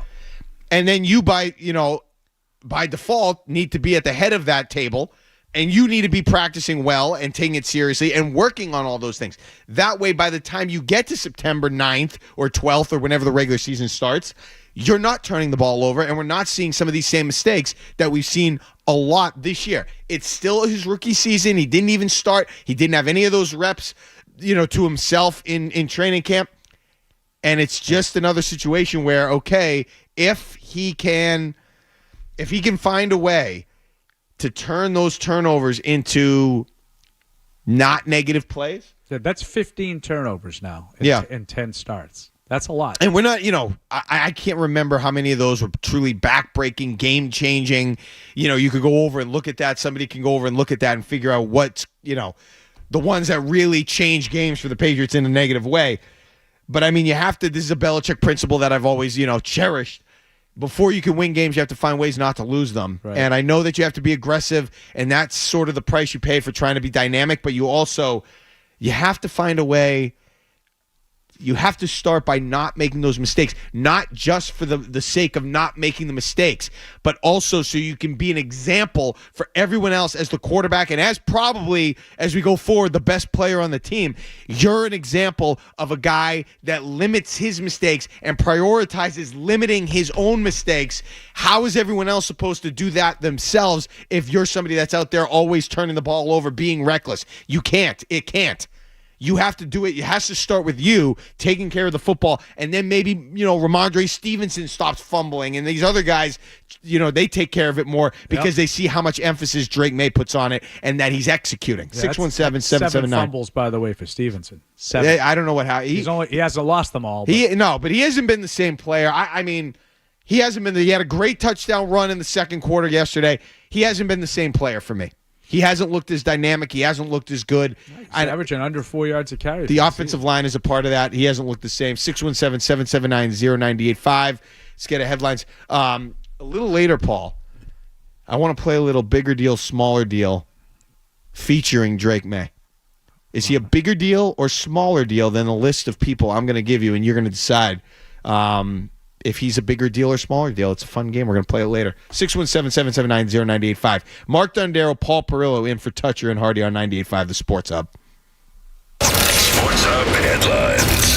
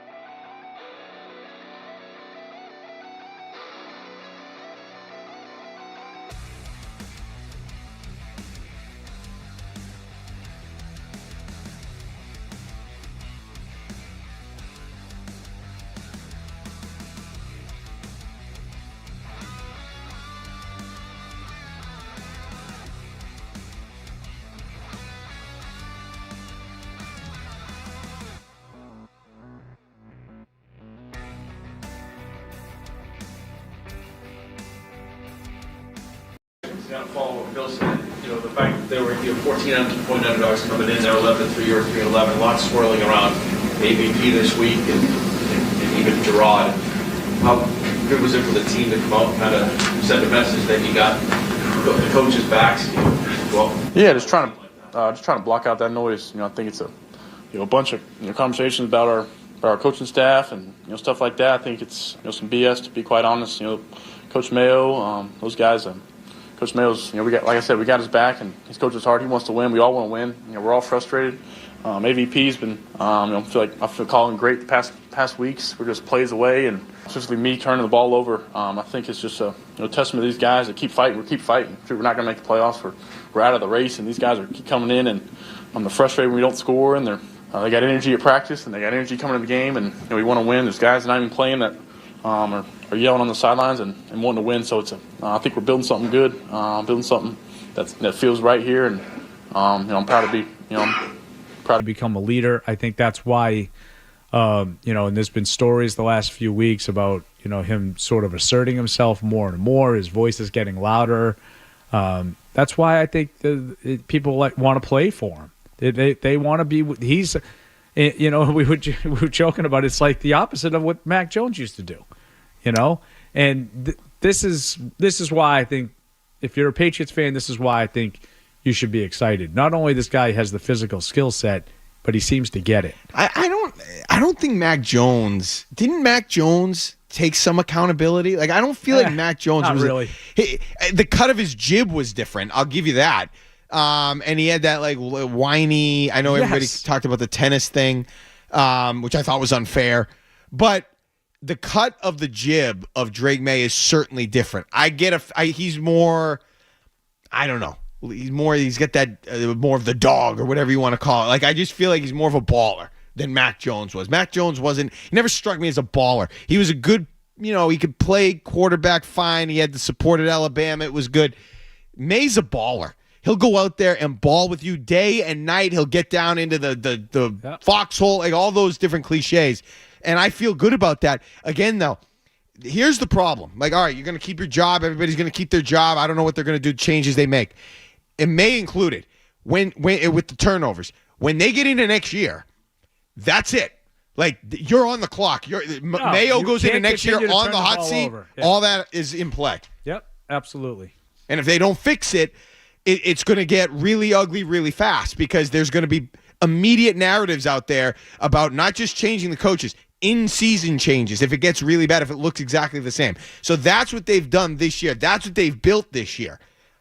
I'm not saying that they can't fix it. Belichick did after 5-11. But there's going to be a lot of work to do. And I'm not sure, given what they have left, these two games, one, we don't even know if it'll mean anything. There's enough time to get themselves out of that situation right now, Paul. You know what I mean? Like, if they had put together a better home stretch of the regular season after Thanksgiving, maybe they wouldn't go into next year immediately on the hot seat, but they didn't do that, and now they're going into next year on the hot seat. Yeah, no, I mean, it's all fair, and I can't really envision a scenario that they don't go into next year with a lot of skepticism. Yeah. That's the way it's going to be. And who knows, we were talking about this a little bit last night too. You think they might be on Hard Knocks? Imagine if they're, the cameras are there to like let everybody see this, turmoil. Because I do agree with you. I think they're gonna go through an off season where the show's here, the show's across the street. They're all going to be talking about Gerard Mayo and his long-term viability, and that might not be fair. And I understand where Drake May's coming from. It's his coach, and he thinks it's BS, and I get that. As a player, I would too. Yeah. But the questions are going to be there. They're going to persist throughout the offseason into training camp, and if they don't have success reasonably quickly, it's going to just get louder and louder. And it's a shame from the perspective of, obviously, replacing a legend in Bill Belichick is not an ideal position. It's a hard thing, very hard thing to do. However, Bill was so down in terms of the production he was having here. You had an opportunity to sort of not get a pass, because it was still going to be tough to replace Bill Belichick, especially with Mike Lombardi on the mic and how I'm joking. But you had an opportunity where he wasn't at the top. It's not like he was at the top of his game and retired, or Bill Parcells, and you were coming off of a Super Bowl berth when Pete Carroll got here. You're talking about a guy that was down and out, and the team was brutal, and Mac Jones was embarrassing, and you had an opportunity to kind of start, with some momentum. Right. And they couldn't do it. Yep. So that's disappointing. Kevin is in Rhode Island. Hey, Kevin. Hey, guys. Thanks for taking my call. Just I wanted to bring up that Mapu interception, how brutal that was. Obviously he came out of the end zone. Who would you put that on, the player or the coach? And I'll hang up and listen. Thanks. The player. Yeah, I mean, listen, I don't want to kill a guy. I think he probably saw an opportunity. He probably saw some green in front of him and felt like he had a chance and didn't realize, I think it was Ty Johnson that came from the side. Yeah. And he made the tackle. I thought it was a bad decision. I think in general, interceptions in the end zone from far away are not necessarily the ones that you're looking to return. When you jump an out route, on a pass from deep in the red zone, the low red zone, those are the ones you could take the other way. Yeah. This one, he would have been. I think he would have done well to get to the 20. Sure. But you can't blame the coaching staff. Can't blame the coaching staff. I mean, the guy it with looked the ball like, in his hand trying to make a play. I get it. It looked like in his defense, the player's defense. Yeah. He looked like he was trying to think better of it, and then he got tackled and sort of driven forward into out to the 1 yard line. Yeah, I didn't think he looked like he was thinking better of it. No. I thought he looked like he saw some green, and he had an opportunity, and then he got hit. Yeah. And then it was too late. And to your point, the hit knocked him sort of just out of the end zone. Unfortunate. It was unfortunate. it was an unfortunate play. Turned out to be a great punt for Buffalo. Good punt. Okay. It's just, again, it's got to turn, and I think it's still going to start. I mean, it's still and not to give Mayo a pass or any of these guys. It has to be with the draft. It has to start with the draft, and I still think to this day, to this moment, that is the biggest negative development to come out of this year, that the draft was not more lucrative after having the number 3 overall pick and all of the things associated with picking that high in each round, to not have Jalen Polk be a guy that's even on an NFL field, or either lineman you got can contribute. That really is disappointing for where they were picking. So I think that's a fair point. You look at all the things that you think, just give me off the top of your head. Don't give it any thought. Just off the top of your head, what are the 2 or 3 biggest needs the Patriots have? Right Wide now? receiver, offensive lineman, linebacker. Okay. I think they could use. So the fact that they didn't fill any of those, last offseason, whether it be in the draft or free agency, that's disappointing. If you look back at it and you somehow found a way to get get one receiver. Like if they were able to get Calvin Ridley in free agency. Yeah. And I'm not saying that if they had Calvin Ridley, all their problems would be solved. No. But you'd have one guy, at least, that can be, in the top of your wide receiver depth chart. If you got one offensive lineman that could play left tackle, they have no tackles still on the roster. And so that's unfortunate, because now you have to go into this offseason with all of the same needs except for quarterback. And I thought you made a good point the last time we were on, talking about the free agent tackle market. When you're trying to get a tackle, it's a little tougher, going out there and trying to sign one. In general terms, the top flight left tackle, like you can get a wide receiver in free. Like T. Higgins is a good player. Yeah. I know everybody's talking about T. Higgins. You can get a top flight wide receiver in free agency. It's a little bit more tricky to do that with tackle, but I do think that they missed opportunities to get sort of veteran tackles that they weren't going to be your long-term answer, but you could have plugged and played with, a Tyron Smith or a Jonah Williams, those kinds of guys. Cam Robinson went from Jacksonville to Minnesota after the Vikings lost Christian Darrisaw for the season. Those guys wouldn't be a long-term solution, but they would have been at least proven tackles in the NFL. You don't have them, and that's been a problem virtually all season. 617-779-0985. Mark Dondero, Paul Perillo here on Toucher and Hardy. Toucher and Hardy, 98.5 The Sports Hub.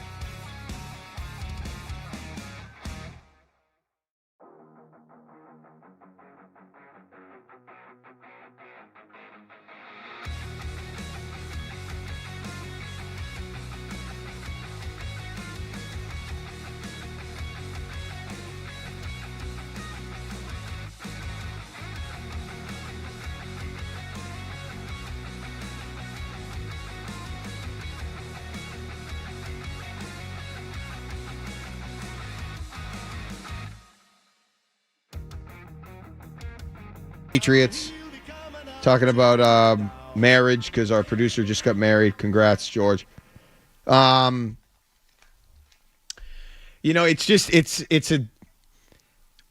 exciting. I feel like the overall point I'm trying to make is that of disappointment that the Patriots have this quarterback that's looked the part and then some in a lot of different ways, but I don't feel more excited or optimistic about the future, and that's disappointing to me. It's a really interesting way of looking at it, and I'm not going to lie, it's a little rare because I think everybody is so wrapped up with Drake May and how good he's looked, and I would certainly agree with that. He's looked really good. I was huge on Drake May before they drafted him. I said at the time I would have taken him too. I would have taken him over Jaden Daniels, even though Daniels has had a better year. I stand by that. I think Drake May is going to be better than Daniels. But I think you have a different kind of look at it. Like, yeah, he's doing all these things, and we still can't win games. And more importantly, like, it'd be one thing if you were losing 38-34 every week. They're not. They don't score that much. Despite the fact that they now have, last year it was easy to say, well, you went 4-13 because we had terrible quarterback play. Mm-hmm. Well, you're not 3-12 right now because of terrible quarterback play. Correct. So I understand what your point is. It's almost more concerning. That's more concerning. And again, this is why I can't get over the moon about Drake May. I am very excited. So I'm excited. I'm not negative about I love what I'm seeing, and all that is in the positive category. But I can't just say this is the savior of the franchise because we've seen, listen, the trend is the quarterbacks that succeed now have a ton of help. Maybe outside of Mahomes, who has had a ton of help because his defense recently has been excellent and his coaching for the most part is excellent. And he's really good. So he doesn't have to have elite weapons when you have the defense that they've had in recent years. But everyone else, Philly, Hurts is good. He needs help. He needs those guys. He needs his guys in there. They got Saquon Barkley. That's been big for them. Brock Purdy this year, without the help, without Christian McCaffrey, not the same quarterback. They've been in the Super Bowl. They need help. Tua needs help. Quarterbacks need help. Like the Texans have had injuries. It's rare that you have guys like Mahomes and Allen that have been able to do it with great talent around them and then with just sort of average talent around them. Most guys fall into your category. And Allen hasn't even been able to do it. They haven't won. But he's a dude. I'll count that as doing it. When you're 12-3. And you've been to the playoffs in one game. Yeah. But I don't know if they have enough based on the talent. And based on that model, you have to get the talent. You have to get because it's non-negotiable. You have to find a way. And then it becomes a conversation. Well, are we trying to win? Are the Crafts or the Patriots willing to spend to win? And can you draft? Listen, I'm not trying to fire everybody before Christmas and do all these things. I don't think people are going to get fired. But I'm just saying, if somehow the players they drafted outside of Drake May don't become NFL players and you screw up this next thing too, as in this next thing, I mean the draft this coming spring, with the draft position you're going to have, if you screw up those two drafts, Paul, that sets the organization back years. I agree. If you do that. So you got the quarterback, not much else, okay. You could get by with this one if you follow it up with a big-time wide receiver or a franchise left tackle or whatever it is, and then supplement them with other picks that work out afterwards. If you don't do it, you're screwed, and you're in a bad way, and your team's not going to be much better next year because this coaching staff certainly hasn't proven that they can, turn water into wine and do all these things with lesser talent. They haven't proven that, and Drake May, even in year 2, even if he takes a step, I don't know if we'll be able to do that. Tom Brady wasn't doing that in his first couple of years. There were signs of that. He started to get the ball rolling. Absolutely. But it wasn't a complete transformation outside of all those other guys that had, played a role in the culture, and Brewski and Vrabel and McGinnis and Ty Law and all that. There's none of those guys on this team, even though they do have some nice pieces. Christian Gonzalez, by the way, pretty good. You think? I did not anoint him after the 3 games last year, and everybody was high on him. Pretty good. Damn good. I would actually agree with you. And anybody listening that knows me just laughed when I said that. I agree. I thought there was far too much. I kind of still do think there's been a little bit too much, but the Cardinals game, he was unbelievable. Yeah. In that game. I thought he just completely eliminated Marvin Harrison. I'm sorry. I was just going to say, I was going to make a bet. I mean, it got to this point where I was going to make a prop bet for Marvin Harrison. I was like, no, Gonzalez is on him. I'm not. He might be on him. I'm not doing it. He gave up that one catch early, and then that was basically it, right? Yeah, he's been really, really good. I mean, that's a guy. And he's been pretty consistent, too, for most of the year. I would just like to see him employed a little bit more the way he was in that Cardinals game. Like, we're just going to just lock up this guy. Make sure you take him out. It'd be interesting to see what they do, for the Chargers game in that regard, because Ladd McConkey is kind of their go-to guy, but is that, he's more of a slot guy? I don't know. I don't know how to handle that. 617-779-0985. Let's get a headlines. No commercials. We'll be right back. We're going to go around the NFL next with Paul Perillo, Mark Dondero, in for Toucher and Hardy, 98.5, the Sports Hub. WBC-FM and HD Boston. Patriots! From the opening kickoff to the final play. Touchdown! Your home of the pass. Yes. 98.5, the Sports Hub. Beasley Media Group Station. Sports Hub headlines. The Patriots, they fell in Buffalo on Sunday evening. Despite jumping out to a 14-0 lead, Buffalo, however, then scored 24 unanswered points, aided by 3 New England turnovers. 24-21 was the final. Drake May, 22 of 36, 261 yards, 2 touchdowns, and a pick. May also ran for 30 yards. With the loss, the Patriots are now positioned to draft second in this spring's NFL draft. Elsewhere around the NFL, the Eagles and their quarterback, Jalen Hurts. Hurts was concussed in Philly's 36-33 loss to the Commanders. In that win for Washington, Jaden Daniels threw 5 touchdown passes. The Lions now are the overwhelming favorite for that number 1 seed in the NFC. Joe Mazzulla was fined $35,000 by the NBA for the comments he made. I guess you could call them comments. The Merry Christmas comments he made to the refs the other night. After the loss to the Chicago Bulls, Celtics will be back in action tonight in Orlando when they face the Magic as they look for back-to-back wins. You can hear that game on 105.7 WROR. Pre-game set for 6:30. John Wallach will be on the call spelling Grandy for that one, so there's a treat there. And the Bruins will be back on the ice tonight when they host the Washington Capitals. Puck drops at 7 o'clock. You can hear that game right here on 98.5, the Sports Hub. That's not a slight at Grandy. We love Grandy, but it'd be nice to hear John Wallach on the call. Voice of Bryant basketball. Sports Hub headlines brought to you by Safety Insurance, providing comprehensive coverage for your auto, home, and business. Ask your independent agent about safety. I'm Mark Dondero for Boston's Home for Sports. 98.5 the Sports Hub. Next update, 8:30. Boston's best sports talk. There's an app for that. Download the Sports Hub app for loads of stuff. Absolutely free. Connect with the shows, get podcasts, and more. Get it where you get your apps. Or at 985sportshub.com. Fred, what's it like to work with Hardy and Wallach? What a golden ticket I've gotten. There you have it. Toucher and Hardy resumes on the Sports Hub. Around the NFL with Toucher and Hardy. They are who we thought they were, and we let them off the hook.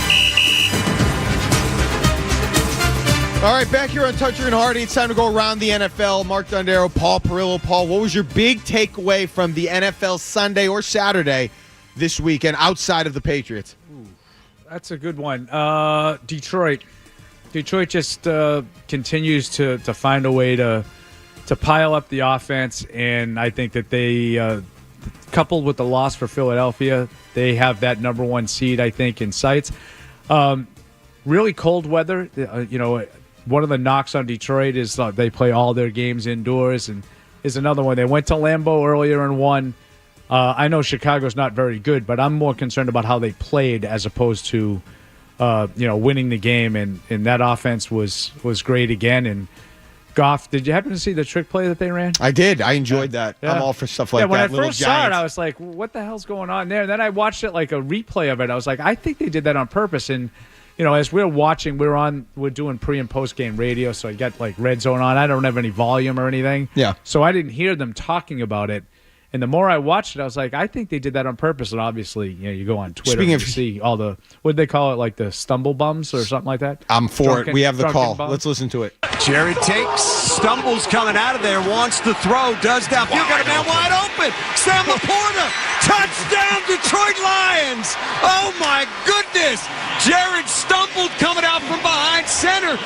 So they didn't, at least in that moment, they didn't even know it was announcers didn't know that it was a play. So there's been some speculation that maybe Ben Johnson was showing out a little bit in front of the Chicago people. Do you think there's something there? Well, I mean, I think the Bears would be crazy if they weren't strongly interested in him. You want to pair Ben Johnson with your own young quarterback and Caleb Williams, who, for all his faults, has a lot of talent. I mean, a lot of talent. You've seen it. You saw it yesterday. I don't know if you watched any of those. He threw an unbelievable touchdown to Keenan Allen. Down the sideline, he's just he needs some help. You know, we talked about it with Drake May. Caleb Williams is a guy. They were on national TV, I think, last week. They got nothing. They have no support around him at all. They have players, but there's no structure. Right. That's right. Because they do. I mean, their receiving group is not at the bottom of the league. No, or anything. I mean, DJ Moore's a good player. Keenan Allen's, a little bit, on the back nine, but he's on the back nine. Yeah, he's still good. And Rome Odunze is a promising young receiver. They have pieces. I thought their tight end for a minute there looked a little promising, but they need he gets sacked way too much, and they need the coaching, the guidance as any rookie quarterback would need. My big takeaway from the games yesterday, or I'm going over the weekend, Paul, the Kansas City Chiefs. And I feel like they have been overlooked, and I do think they look more vulnerable. They remind me of the 2006 Patriots. So if I had to guess, I would say that they're going to be a team that goes into the playoffs. A lot of people are going to think they're ripe for the picking because of how they've played games this year and all the close games and all this. And they're going to have a game in the divisional round that they have no business winning. They're going to come in. They'll probably host it, but it's not going to be like the 06 Patriots who went on the road. But they're going to have a team come in who's on fire, Baltimore coming in to win a big game, or they'll come in looking great, or some team like that. And they're going to find a way to win in unbelievably epic fashion and go back to a championship game, and maybe they're going to lose. But I still think they are the most balanced team in the league. They still know how to win. Defense means something to me. I'm not disregarding that. They know how to win. They have the coaching. They have the defense. They have Mahomes. Until further notice, they are still the team to beat in the NFL. Yeah, it's hard to ignore them. They just find ways to win in different ways. It was a strange game Saturday. I thought Houston was playing terrific. They were. And then that Tank Dell injury ended the game, in my opinion. And not just because Tank Dell was having such a great game. The emotional impact of that loss. I mean, I know a lot of people have been critical of C.J. Stroud for, obviously he was emotionally distraught on the field, but the defense didn't stop Kansas City the rest of the game after that play. I don't think that's a coincidence. I think the team was gutted by that injury. And it's just another example of Kansas City just finds a different avenue to go on. And I do think offensively they looked better in that game than they have in most weeks. Here's what's really interesting. I'm just reading Adam Schefter talking about, all 4 NFC division titles are on the line in Week 17. The Eagles can clinch with a win. The Lions can clinch with a win and a Vikings loss. Falcons with a win and a Bucs loss. Rams can win with a win and a Seahawks loss. And they even have a chance to just win and have the tiebreaker over the Seahawks. But the one division in the AFC was Pittsburgh and Baltimore. That's going to be so huge because I don't know how you feel. I don't necessarily look at Pittsburgh as one of the contenders with, of course not, with Buffalo, Kansas City, and I put Baltimore in there. Okay. Right? If Baltimore wins the division, that's more than likely it's going to be Kansas City 1, Buffalo 2, Baltimore 3. That means Baltimore goes to Buffalo in the divisional round. Really, really tough game. In other words, Baltimore and Buffalo will have to beat both of them. They'll have to beat Buffalo or Baltimore, depending on which team you're rooting for, and then Kansas City. And Kansas City would only have to beat one of those two teams. If Pittsburgh wins the division, Baltimore goes down to 5. That means Kansas City would have to play Baltimore and Buffalo. That's what I'm rooting for. So that's I think the outcome of the AFC North is going to have enormous ramifications on Kansas City and Buffalo. And it's going to matter and Kansas City's going to have something to say about that because they're going to play Pittsburgh on Christmas Day. So they can get, if they don't want to face. So you dump the Pittsburgh game so Pittsburgh can win the division? I mean, it depends on what I think, listen, I know their defense hasn't been as consistent or as Raven-esque as we've seen it. I still feel like the Ravens with the quarterback and the weapons are more dangerous. It's the offense is tremendous. The defense is getting better. The defense has been awful. It was awful almost all year. But the last 3 or 4 games, they talked. Did you watch this game on Saturday at all? They talked a lot about moving Kyle Hamilton back to sort of a traditional free safety spot, and that's made a huge difference. They have players on defense. They should be better than they are on defense. I think it was just, losing Mike McDonald. Yeah, who, now it's an the adjustment. Seattle coach. I think it was an adjustment, and they've played better. I would not want to play any of those teams. Those 3 teams, I think, are going to be really, really tough to deal with in the playoffs. Who would be a more dangerous team in the AFC playoffs, the Pittsburgh Steelers or the Los Angeles Chargers? I would say Pittsburgh just because of tradition. Jim Harbaugh, though. Not really any other reason. I think the Chargers, I think, they're a tough team. I don't know how talented they are. You like Russell Wilson better than Justin Herbert? No. Okay, so you like the Chargers quarterback better. No question. Chargers play some defense. Not like they don't play defense. They do. Maybe not as much. I want to say they're like 3rd in points allowed. Yeah, they haven't been quite as sharp recently, but they played. This year they played defense. They're a physical team. They want to run the ball and play defense. And I do like Herbert a lot, but they just don't have the pedigree. And I really like Justin Herbert. Yeah. But there's something missing there. He doesn't win enough. No. He doesn't win as much as he should. And right now, they don't have a tremendous amount of weapons to deal with. Lad McConkey is probably their lead receiver. Mm-hmm. Quentin Johnston's been better in year 2 after a really bad rookie year, but he's still not consistent. No. They don't have a number 1. I mean, Lad McConkey's good, but is he a number 1? He's not like a number 1 he's receiver. A slot guy. No. So if they had that, it'd be a different situation. I'll tell you this, too, about the AFC. I am devastated. And this is an interesting point, okay? I am devastated that the Cincinnati Bengals don't appear. Is there a path for them to make the playoffs, or is it like an infinitesimal? I believe they need million things to happen. They need them to lose both. Denver to lose both. So Denver has to lose both. Indy probably has to lose again. Miami's 7-8. So Denver, check that. Indy, Miami, and Cincy are all 7-8. Right. So they would need Denver to lose both. They would need probably Indy and the Colts, some variation of them to lose. They might need one of those guys to lose because too. Yeah. What a shame with the way that they've played this year, the quarterback especially. And this is an interesting thing, okay? Because I think all of us would say Joe Burrow is some semblance of an elite quarterback, or if not, top 5. Top 5. No question. Okay, he's up there. If he's not in the top group, he's like the next one out. What type of team, what type of culture does he help create? He's so good. But again, I don't get the Brady vibes from Joe Burrow. I don't get the demanding excellence. I don't know what type of practice player he is. I don't know how much he gets in his teammates' ass a little bit. I don't know how many things.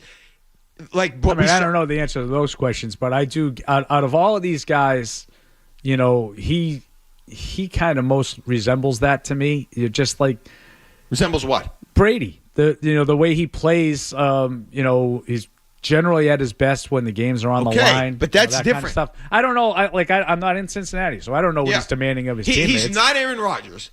He'll could have a comeback happen in the fourth quarter when he's down. I don't think he's a detriment to the culture of the team like I think Rodgers was, because it always stunned me that Aaron Rodgers didn't win one Super Bowl, went to one Super Bowl. In all those years with Green Bay, for how talented he was, to only go to one Super Bowl, forget about winning, that always stunned me. And it spoke to his ability to lead people and get the team over the hump even when they weren't as good defensively or whatever. I get similar vibes to Joe Burrow, not in the way of him being like a weird, bad teammate type of thing, but just I don't know. The team should rally more around a quarterback that's that good. And for some reason, the entire roster, they just couldn't do it this year. It's awkward to see a quarterback that good play that well and for the team to be below 500. Yeah, I mean, the defense has been awful, and it goes back to your point, Mark, that you made before. Just like these quarterbacks can be really, really good and just need more help. You know, you can't just do it all by yourself. Sure. What conference, if you're just looking big picture playoffs, which conference and the matchups excite you more? The AFC or the NFC? Because the NFC is I didn't think the NFC was much, but now I've got to take Minnesota seriously, even though it's Sam Darnold. Philly, obviously legit. Yep. Detroit, obviously legit. Green Bay, legit. Yeah, and that quarterback excites me. I think that they're pretty equally balanced. I think you're right. And that those are the four that I would have mentioned, and Minnesota's the one I would have sort of reluctantly included. But, yeah, I mean, what are they now, 12-3? Minnesota's 13-2. 13-2. Yeah. 13-2. You got to take them seriously. That's a really, really good record. In a really good division. Yeah. I mean, the division's excellent. Imagine if Minnesota wins out, they win the division, right? Because they play Detroit. So they get the 1 seed. You imagine Detroit could win 14 games and be the 5 seed. That'd be miserable, based on their history. And I'll tell you what. I suppose Minnesota could too. The Commanders, they're not uninteresting to me. Like if you throw Jaden Daniels in the play, they're 10-5. They're legit. They're in the playoffs. Oh, and by the way, the Rams are a team that can beat. That's right. They can beat anybody any week. They're not going to take a backseat to anyone. Now, I don't think they're good enough. To make a run, but in a one game, if they were going to Detroit, you're going to eliminate their chances of winning that game. Correct. And it's not a team. It's not like one of those games where we saw a couple years ago where it was. I mean, we're going back a few years, but it was like Arizona at Carolina in the wild card where you were just completely uninterested in that matchup. Like if the Rams are in the game, I mean, they've got the 2 receivers who are great. Stafford won a Super Bowl. Whether the running back Kyron Williams is really good. Yeah. Like watching that game yesterday against the Jets, good player. I think it's an interesting team. Now Atlanta, what happened to Kirk Cousins? He was balling earlier in the year. He was 4 or 5 touchdowns. 500 yards in that Thursday night game against Tampa. What happened? I don't know. I don't know if he's just not physically trusting his ability to move around, coming off the Achilles. I don't know what the answer is, but just think about how bad it got that they thrust a rookie in there for the last 3 games, knowing that they have to win them all. They played the Giants yesterday, so it didn't matter. But we'll see what Michael Penix can do in these last 2 games. 617-779-0985. Mark Dondero, Paul Perillo in for Toucher and Hardy. Stay tuned for more Toucher and Hardy on the Sports Hub. Hey, Massachusetts sports fans, feel the rush of football action with BetMGM. We're giving you an odds boost for any pro football wager this season. Just log into your BetMGM account today to receive an odds boost token, then wager on any pro football matchup and apply your token. Just make sure to bet up to the minimum stake, odds and legs specified on the token. If your boosted wager hits,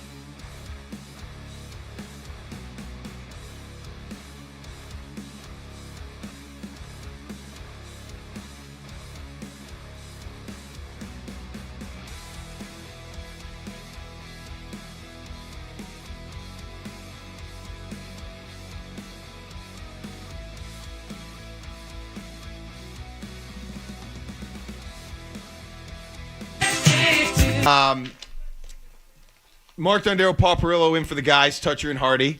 George is married. Congrats. Still can't believe he's here. Yeah, are you going on a honeymoon or anything, George? Where'd he go? No. He's gone. He's gone. Maybe he's on a honeymoon now. Maybe a mini moon, little Christmas mini moon or something. Where'd you go for your honeymoon, Paul? St. Lucia. Ah. Yeah, it's a good time. Okay. We went to Should Antigua. go back. Antigua was great. Remember they had this all-inclusive like Italian restaurant that was just every night. That works for us. Awesome. I'm not honeymooning, so I could be here. Thank you. See, this is dedication. It's a little sad, but I mean it's impressive, right, George? Somebody has to be burning carbo. Yeah. Go home to your wife, George. No. This is the escape, right? I love it. 2 days. Earliest escape ever. So you were just looking up the. I'm just interested in the. I'm interested in the drama of the postseason. I like when the quarterback for the Bengals. I like him. I like watching Joe Burrow play. So I want them in the playoffs. And I was hoping there's a path, and there appears, Paul, to be a very narrow path for them to get in. It is. So Miami plays at Cleveland and at the Jets. So the Bengals would need Miami to lose one of those. One of those But they'd also need the Broncos to lose both. The Broncos play, I know, at Kansas City in the last game. They play the Bengals at Cincinnati. And they play the Bengals themselves. So the Broncos losing 2 is very plausible. Especially if it works out where Kansas City is – if they lose to – which Kansas City could lose to Pittsburgh. If Kansas City loses to Pittsburgh, then the Chiefs would need to win that last game to secure the. See, we were just joking bye. about you'd rather play Pittsburgh, but you don't want to lose that 1 seed either. Right. So if you throw that game, not that they would throw, you know what I mean, but if you lose that game and then that opens the door for Buffalo to win out and get the 1 seed, or it just you have to still win if you're Kansas City. You haven't clinched the 1 seed. Totally, and if you look at some of these different things like. To your point, if you get Joe Burrow in the playoffs, now their defense has been... If you're rooting against Kansas City, which I know a lot of people in this region do and are, I am too. Yeah, you're rooting for Pittsburgh to win the division. Because I would love for them to see Baltimore before... I'd like for them to have to play both Baltimore and Buffalo again. Because just so people understand what we're talking about, the loser of the AFC North will be the 5 seed. Yep. So then 5 would play 4. So you go to Houston. I would give Baltimore an edge at Houston. Yes. So that would likely mean that they would play the number 1 seed, which is Kansas City. Mm-hmm. So I think there's an enormous advantage for the team out of those 3 that only has to play one of the others. Someone's going to have to play both.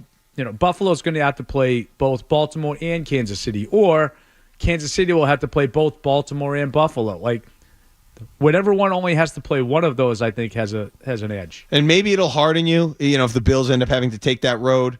But I winning 3 straight Super Bowls would be crazy. The Chiefs' season has kind of been crazy. 14-1. They're the weakest 14-1 team I've ever seen based on the way the games have played out. They have not been killing teams. You would have thought with that record, there'd be some games where they just killed teams. Have they killed anyone this year? No. It feels like they haven't legitimately killed anyone. None of the wins have been comfortable. They've been playing close games almost the whole year. No, that was a rare even covering the spread that they had against Houston. And like I said, I really thought the turning point in the game was just the emotional letdown that Houston had when Tank Dell got injured. 27-20. We remember they was by a finger toe the first week of the season in Baltimore rather. Cincinnati they beat by 1 point, 26-25. Atlanta they held 22-17 at Atlanta, 17-10 Los Angeles. 26-13 New Orleans at home. That was, I guess, pretty comfortable. They won at San Francisco. That was a pretty easy game if I remember. The one at San Francisco. Yeah. Vegas there was a touchdown. They went to overtime against Tampa. 16-14 against Denver. Buffalo, they lost. And then that it was they that lost. was the game they blocked the field goal. Yeah. Then it was all those games. Carolina, 30-27. They barely held on. 19-17, that was the field goal.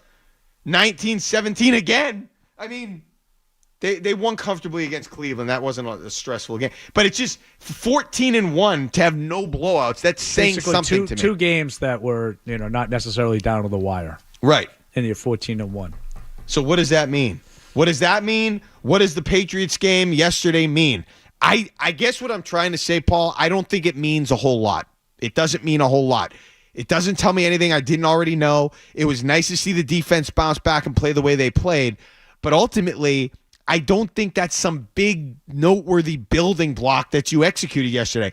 If you do it again, if the defense played a good game against Los Angeles again, maybe I could start to feel a little bit of momentum. And then if they have a meaningful game against the Bills and do it again, if the Bills are going for the 1 seed or something, okay, then you might have a little bit of something heading into the offseason. Right. But as for just one game, I mean, do you make birdies? Have you ever made a birdie? Of course. Do you do it regularly?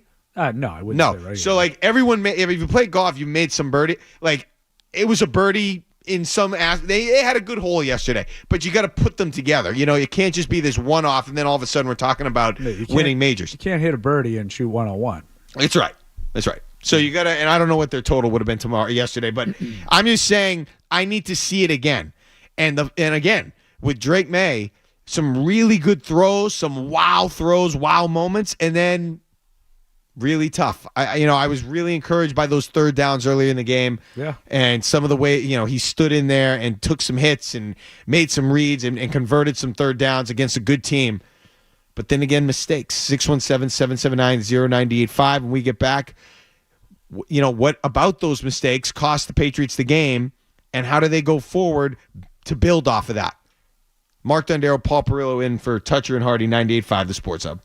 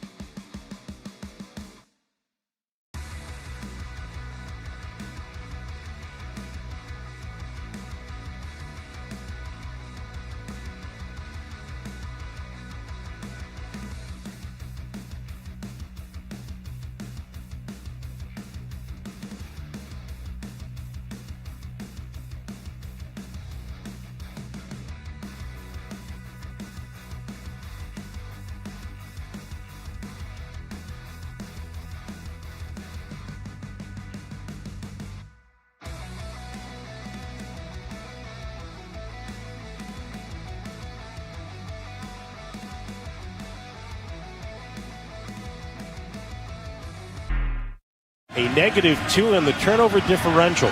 Another one-score game. The demise for the Pats. Allen's under center. Yeah. He'll look for a shove from behind and a sneak, the tush push perhaps.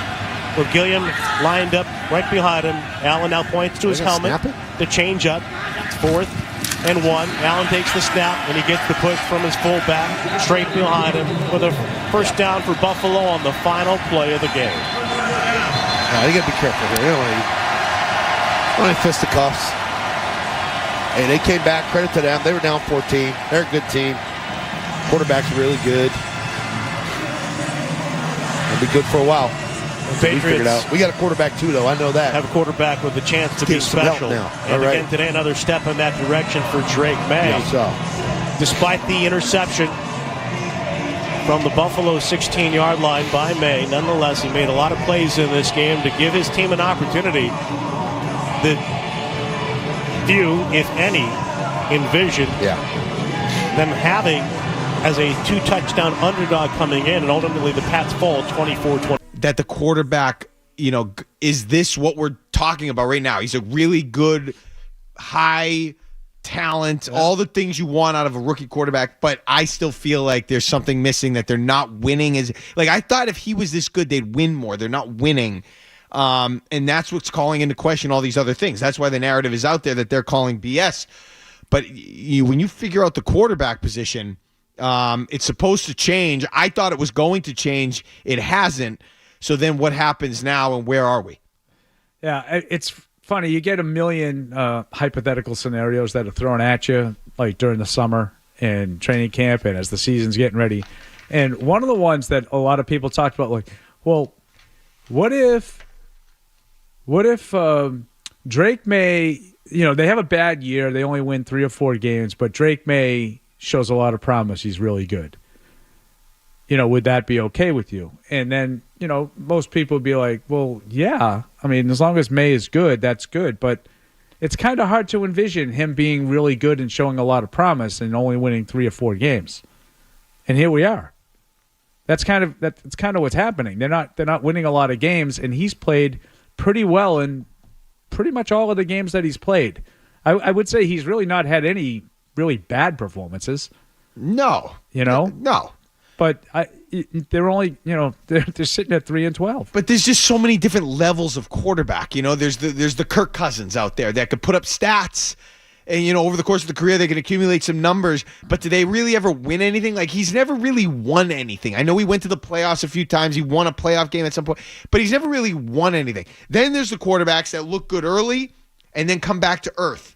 Or they flash and then they're never quite as good. And I'm wondering, too, this is a whole new world in the NFL. Before, it used to be like you started slow, you started on the bench, you come up, right, and then you see if you can play. Now it's like, I wonder if some of these guys play early. Even if they have some success, it doesn't necessarily mean they can sustain the success. And it's still a question mark. Are you one of those guys? So it's just hard to pinpoint. And, some of that is what type of help you have. Tua. You give him some help, Tua's going to be productive. If he doesn't have the help, he's not going to be productive. So are you that type of quarterback where you need immense help to be productive? Are you the type of quarterback that even if you have the help, you're going to come back to the pack and not be as good as you thought initially? It's just, or are you just so good, it doesn't matter what you have, you're always going to be able to make some type of hay and be near the playoffs, which is what Josh Allen is now. Whether he has help or not, the Bills are always going to be a threat to playoff team. Yeah, they're going to be a threat in the playoffs too. Whether right, as long as he's healthy. I would say the same thing about Kansas City. As long as Mahomes is healthy, they're always a threat. Those are the kinds of teams that consistently do it. If you think back to when the Patriots were going through it in the first part of the dynasty, obviously the Patriots were there all the time, but who else was there all the time? Indy with Manning. Yep. Pittsburgh with Roethlisberger. You're always going to be in the mix. When you have that, that's what the Patriots want to get to. They have Drake May. Can they get enough around him so they can be one of those teams that's always in the mix? And they should be. Yeah. I mean, they should be. Absolutely. We talked, I don't know if it was I think it was with you, Paul, when we were talking about knocking on the door next year. They absolutely should be knocking on the door next year if we're talking about Drake May being as good as he looks. And it's just a game like yesterday just frustrates me because the turnovers and the different things that happen, I would have loved to have seen how that game played out if they didn't throw that swing pass or that backwards pass and it resulted in a fumble. Pat is in Franklin. Hey, Pat. Hey, boys. Good talking to you. Hey, listen, you guys know I'm a long-standing Buffalo fan, and let me tell you something. He's been playing so much better than Josh did in his first year. But I'll say this, they go up 14-0, and I'm saying to my wife, "Oh my God, we're going to lose." And then I'm like, "No, we're not," because everything else around him is broken. Like, if they don't fix what's around him, I don't think he can overcome the flaws of everything else in this organization. Right. He's great. You can see it already, man. They got to fix everything else. And I think they're going to be contenders if they do it. Yeah, he can't overcome everything else. They have to fix everything else. They have to maximize the opportunity that they have. Sort of like what the Celtics did. Sort of like what the Celtics did. Okay?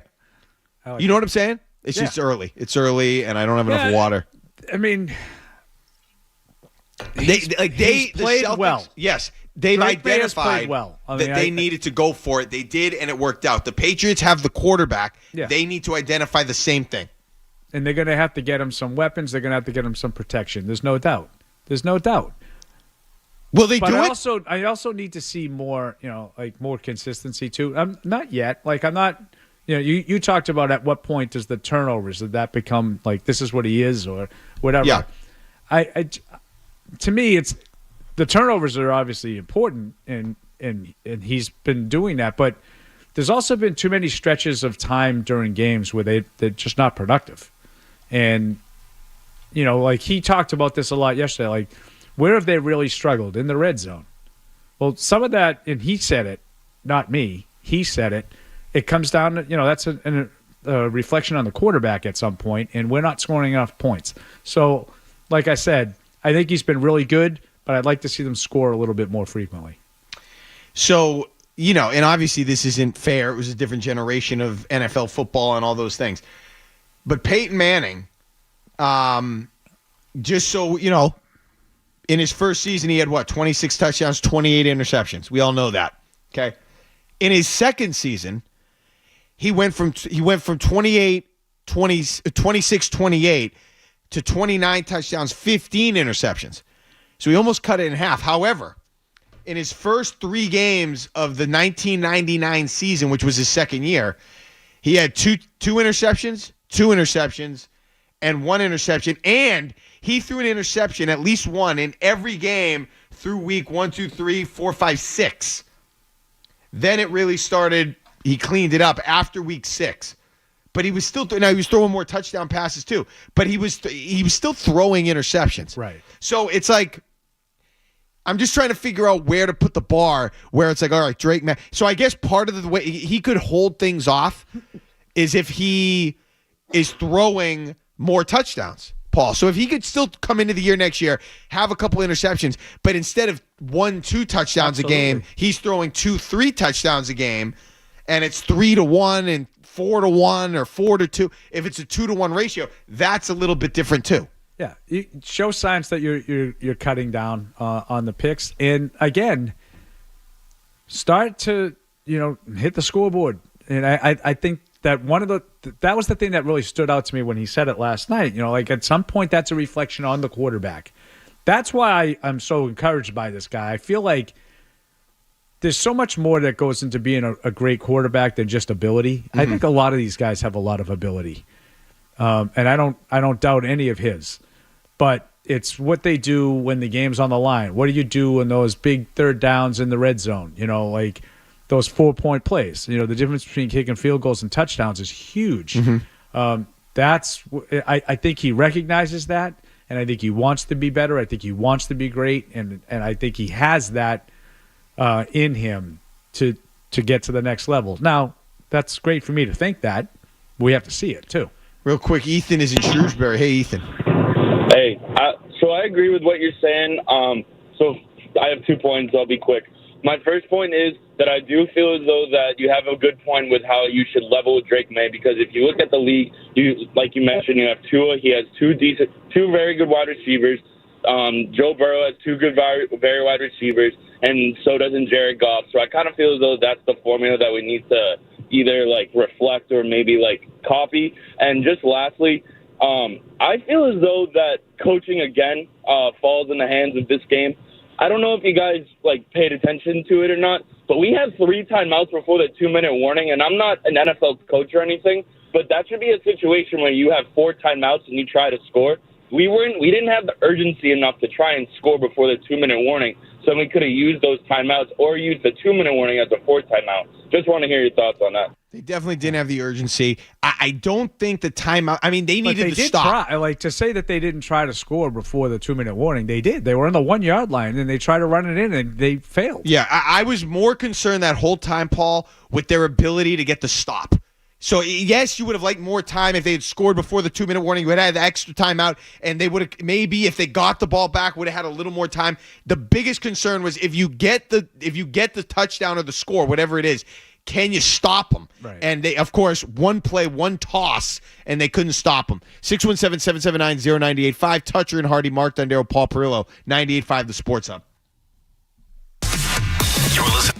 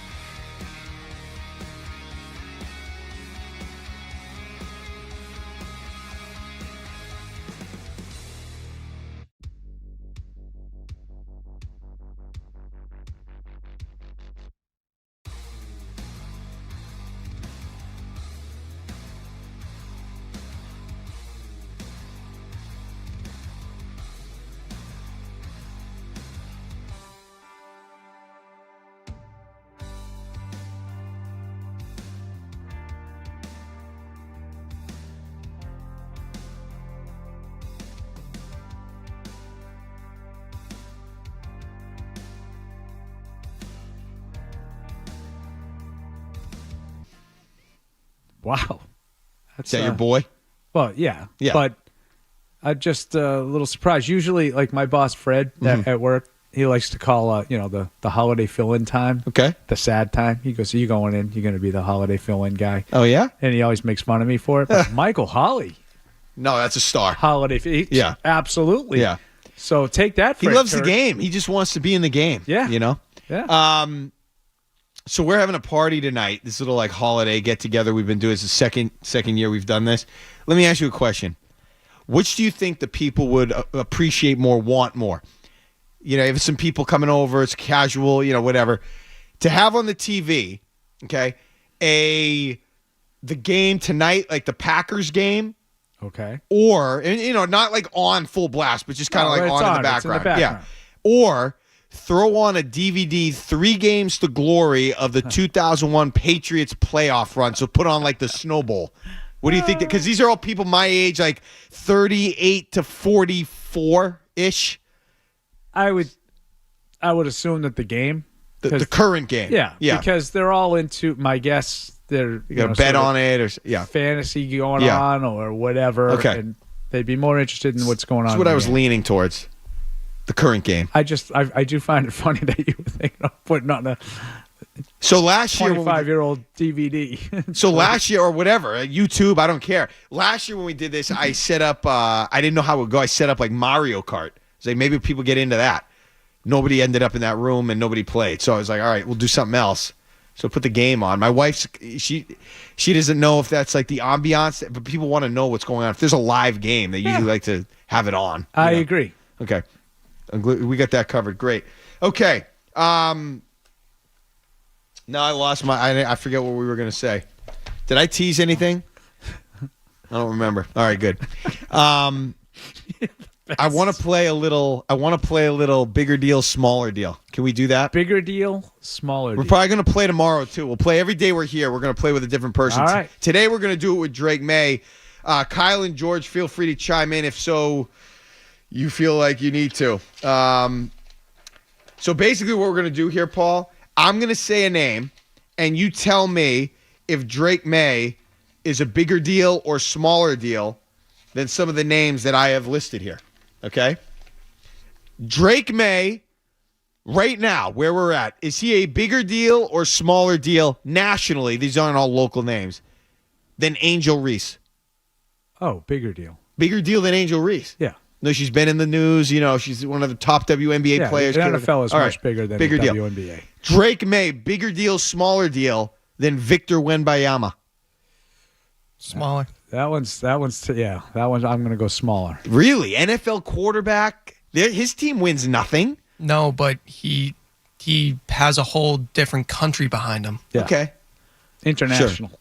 And in the NBA, one player can change a franchise, so you're still waiting to see. All right, I agree with that one. Victor Wembanyama is still a bigger deal right now than Drake May. Bigger deal, smaller deal, Drake May or Rafael Devers? Oh, I would say bigger deal. Drake May's a bigger deal than Devers. Yeah. Very emphatic. I'm not expecting that much. Okay. I agree. Because Devers, I feel like, hasn't been able to elevate the Red Sox. And it's not all on him. It's the baseball Devers team. Good hitter and everything, but he's a great hitter. To me it's NFL just dominates. And people know Drake May. I don't think that I think if you went to Milwaukee, what do they know about Rafael Devers, even though he's been around for a while? Yeah, nothing. Not much. He's a good player. And I'm not saying that Drake May is a great player. We don't know that. But he's a much more established, top player in his sport. Third overall pick in the draft. He was, Okay. Bigger deal, smaller deal. Drake May or Jalen Brunson?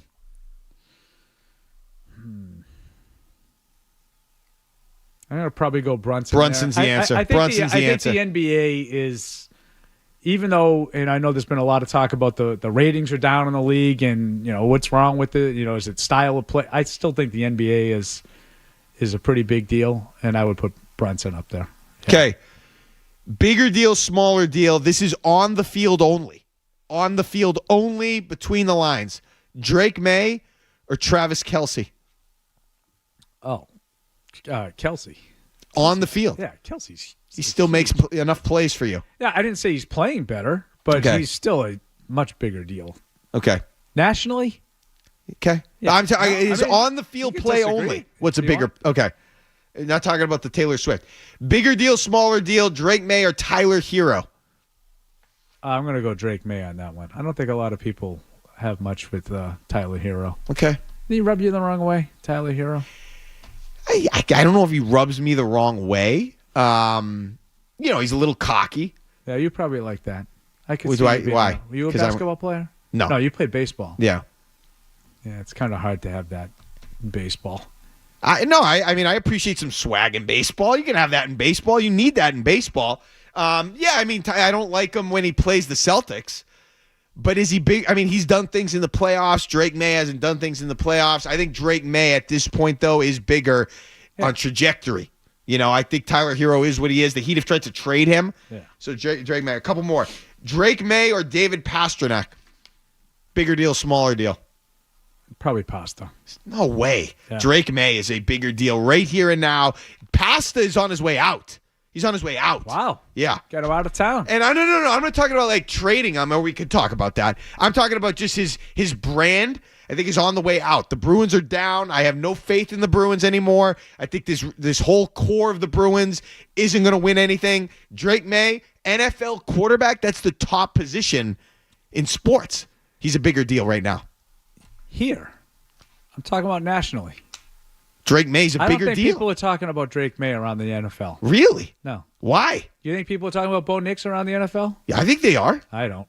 They're not talking about Bo Nix. They're going to the playoffs. They're probably talking about Jaden Daniels. Yeah. But I don't think they're talking much about Bo Nix. Jaden Daniels has won one more game than Bo Nix. I didn't talk about who's got a better record. Okay.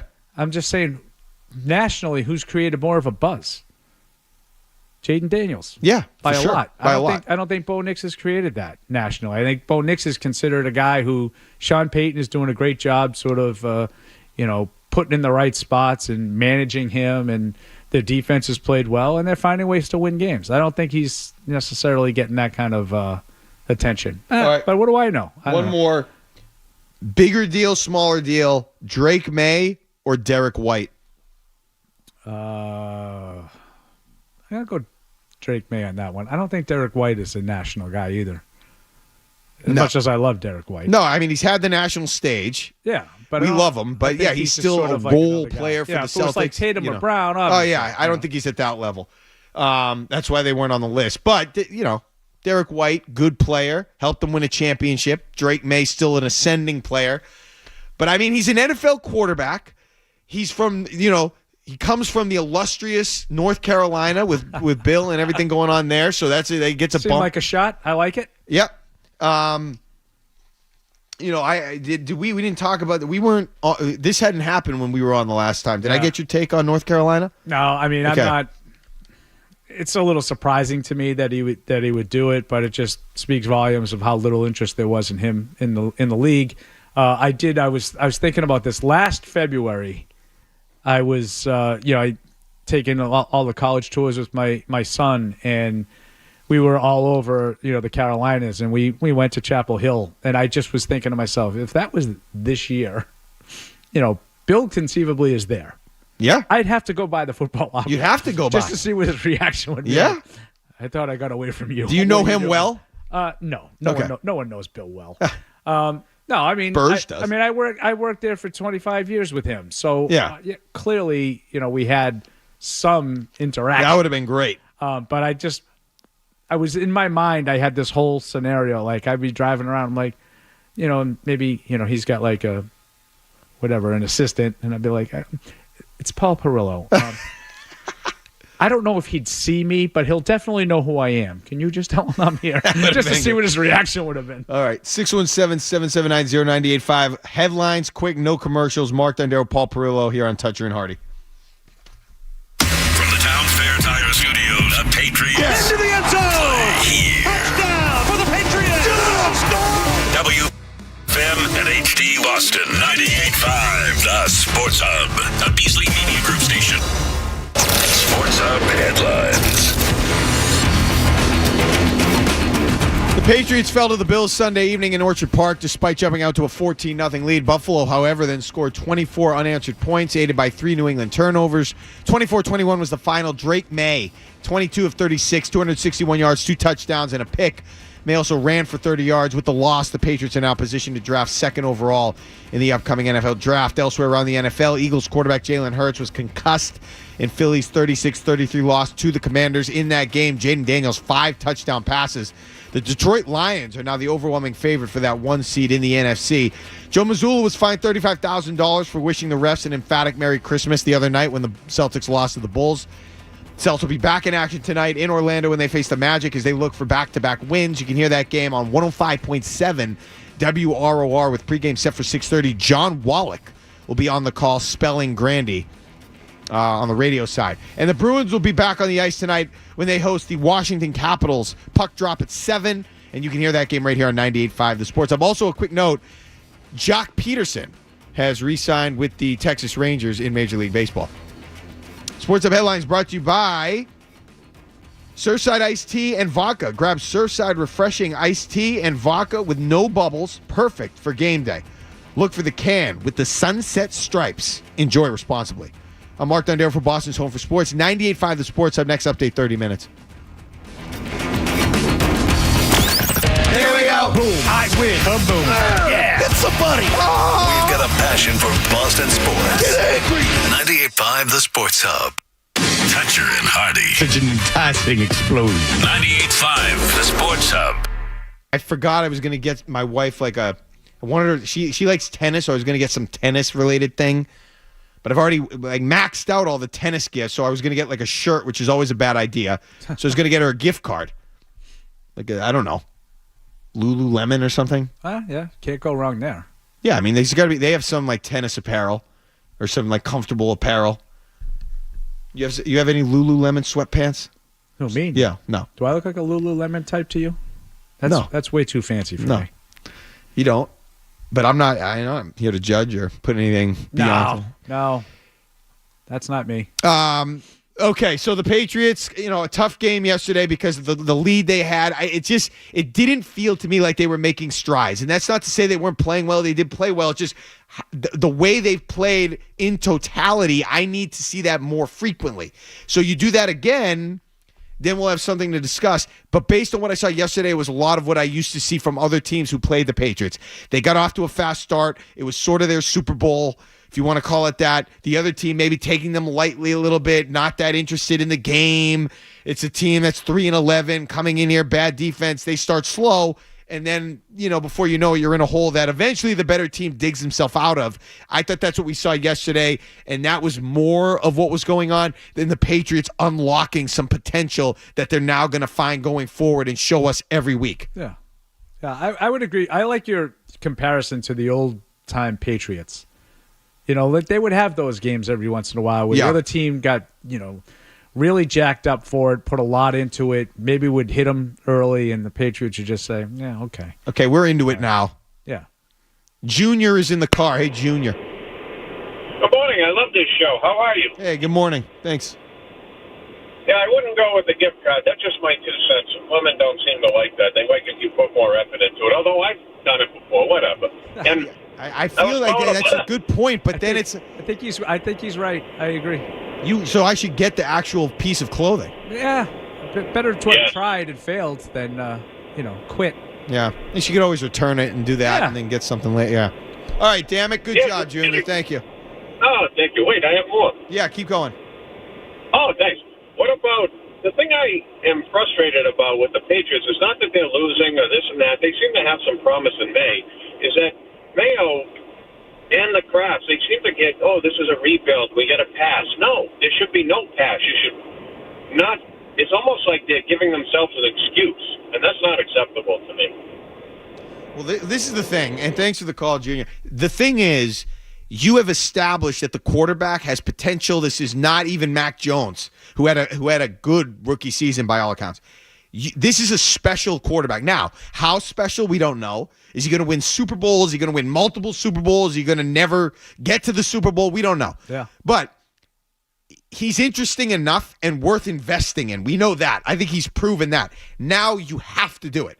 you are completely and utterly irresponsibly inefficient at your job if you don't adequately support him and invest. And it can't just be in the draft. That's essential. You have to hit on draft picks, but I also need support. If you don't get everything you need in the draft, you got to go. If you have questions about your ability to draft, you go out and sign guys just to be sure. That has to happen. This is your last chance. If you're Robert Kraft, this is the guy. Support him.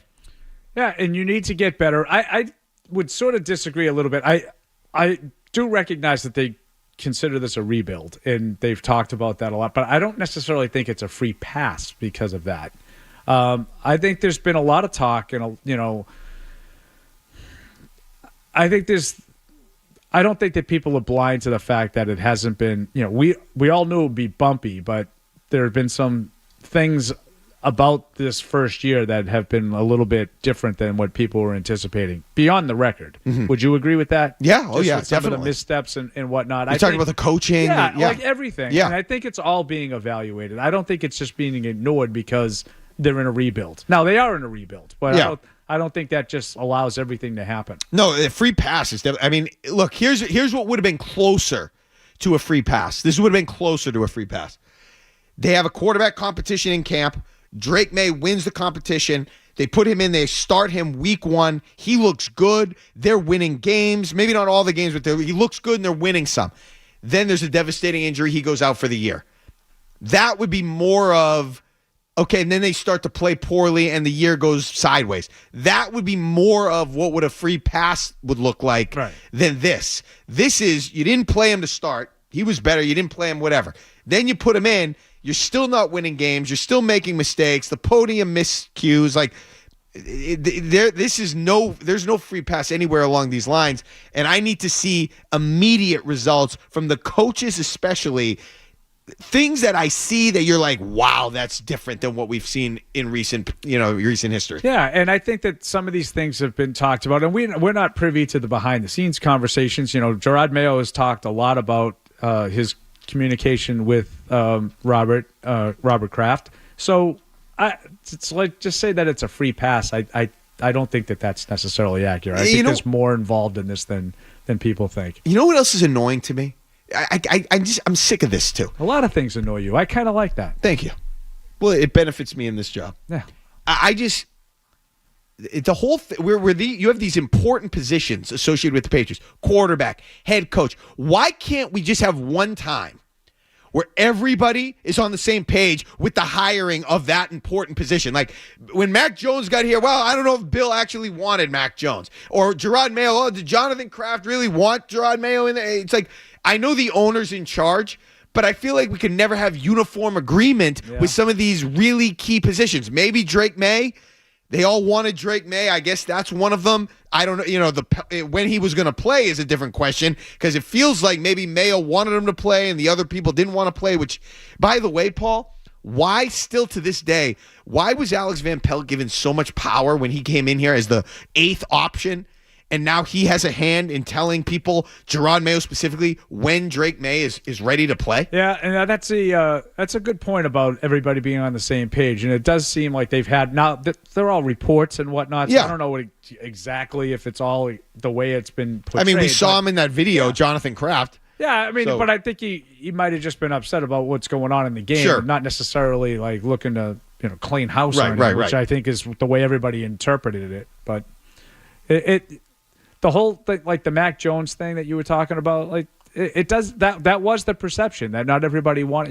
Bill Belichick didn't want Mac Jones. Everybody sort of takes that as gospel at this point, and it does seem like everybody wanted Drake May. But you're right. When was he going to start? Not everybody seemed to be on the same page. No, and they were treating. I mean, based on and I don't know this, but it felt like they were treating Alex Van Pelt like he was Theo Epstein.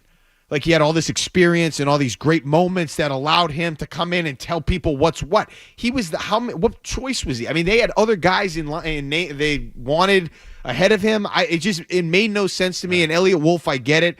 The personnel guy, maybe you're in the room. That decision needs to be made from Gerard Mayo. Like that's one of the things he needs to clean up. He makes the decisions. That's it. You can make a comment. Like the analogy I use, if I'm going to go on vacation. Okay, if we're going on vacation as a family, and the kids want to offer a suggestion about the type of hotel that they want to stay in, that's fine. I'll listen to it. But at the end of the day, the kids will have absolutely no say in the hotel that we stay in. That will be my decision or my wife's or our, like, they'll have no say. There have to be people that Gerard Mayo is listening to, and maybe the media included. Like, stop listening to so many people. You need to make adjustments. Stop listening to so many different people and opinions, and stop being so friendly. I'm sick of the friendliness. Just be a douchebag like Belichick was. I don't mind the friendly part, but I do think that they listen a lot in that kind of, what did we see yesterday that we hadn't really seen all year? Couple quarterback design runs? Bingo. I don't know. Bingo. Like, yeah. It's like we're going to be really upset all week because people are attacking us that why, on 3rd and 4th and inches, why not run a quarterback sneak? Why not have some designed runs? Well, this is the week that we're going to have design runs for Drake May. And I'm not saying that I think it was a bad idea to have him run, but you sort of talked about trying to make sure that you got him to the finish line healthy. You thought that was important. I think that's a sound reason. Right? I think I think when Alex Van Pelt said that last week, have surgeries. I think you're 3-11 at the time that he made that comment last Friday or last Thursday, and what do you? So you win a game or two maybe because he has a zone read, but is that worth the risk? Yeah, that to me makes a lot of sense. And then the very next game, here we have 3 or 4 designed runs for Drake May. Now, fortunately, nothing happened, but I just thought that was kind of like listening to the noise a little bit and reacting accordingly. I'd just rather have them be more convicted in their beliefs. Not the first time they've done that either. 617-779-0985. Mark Dondero, Paul Perillo in for Toucher and Hardy on 98.5 The Sports Hub. You're listening to Toucher and Hardy on The Sports Hub. This NFL Monday.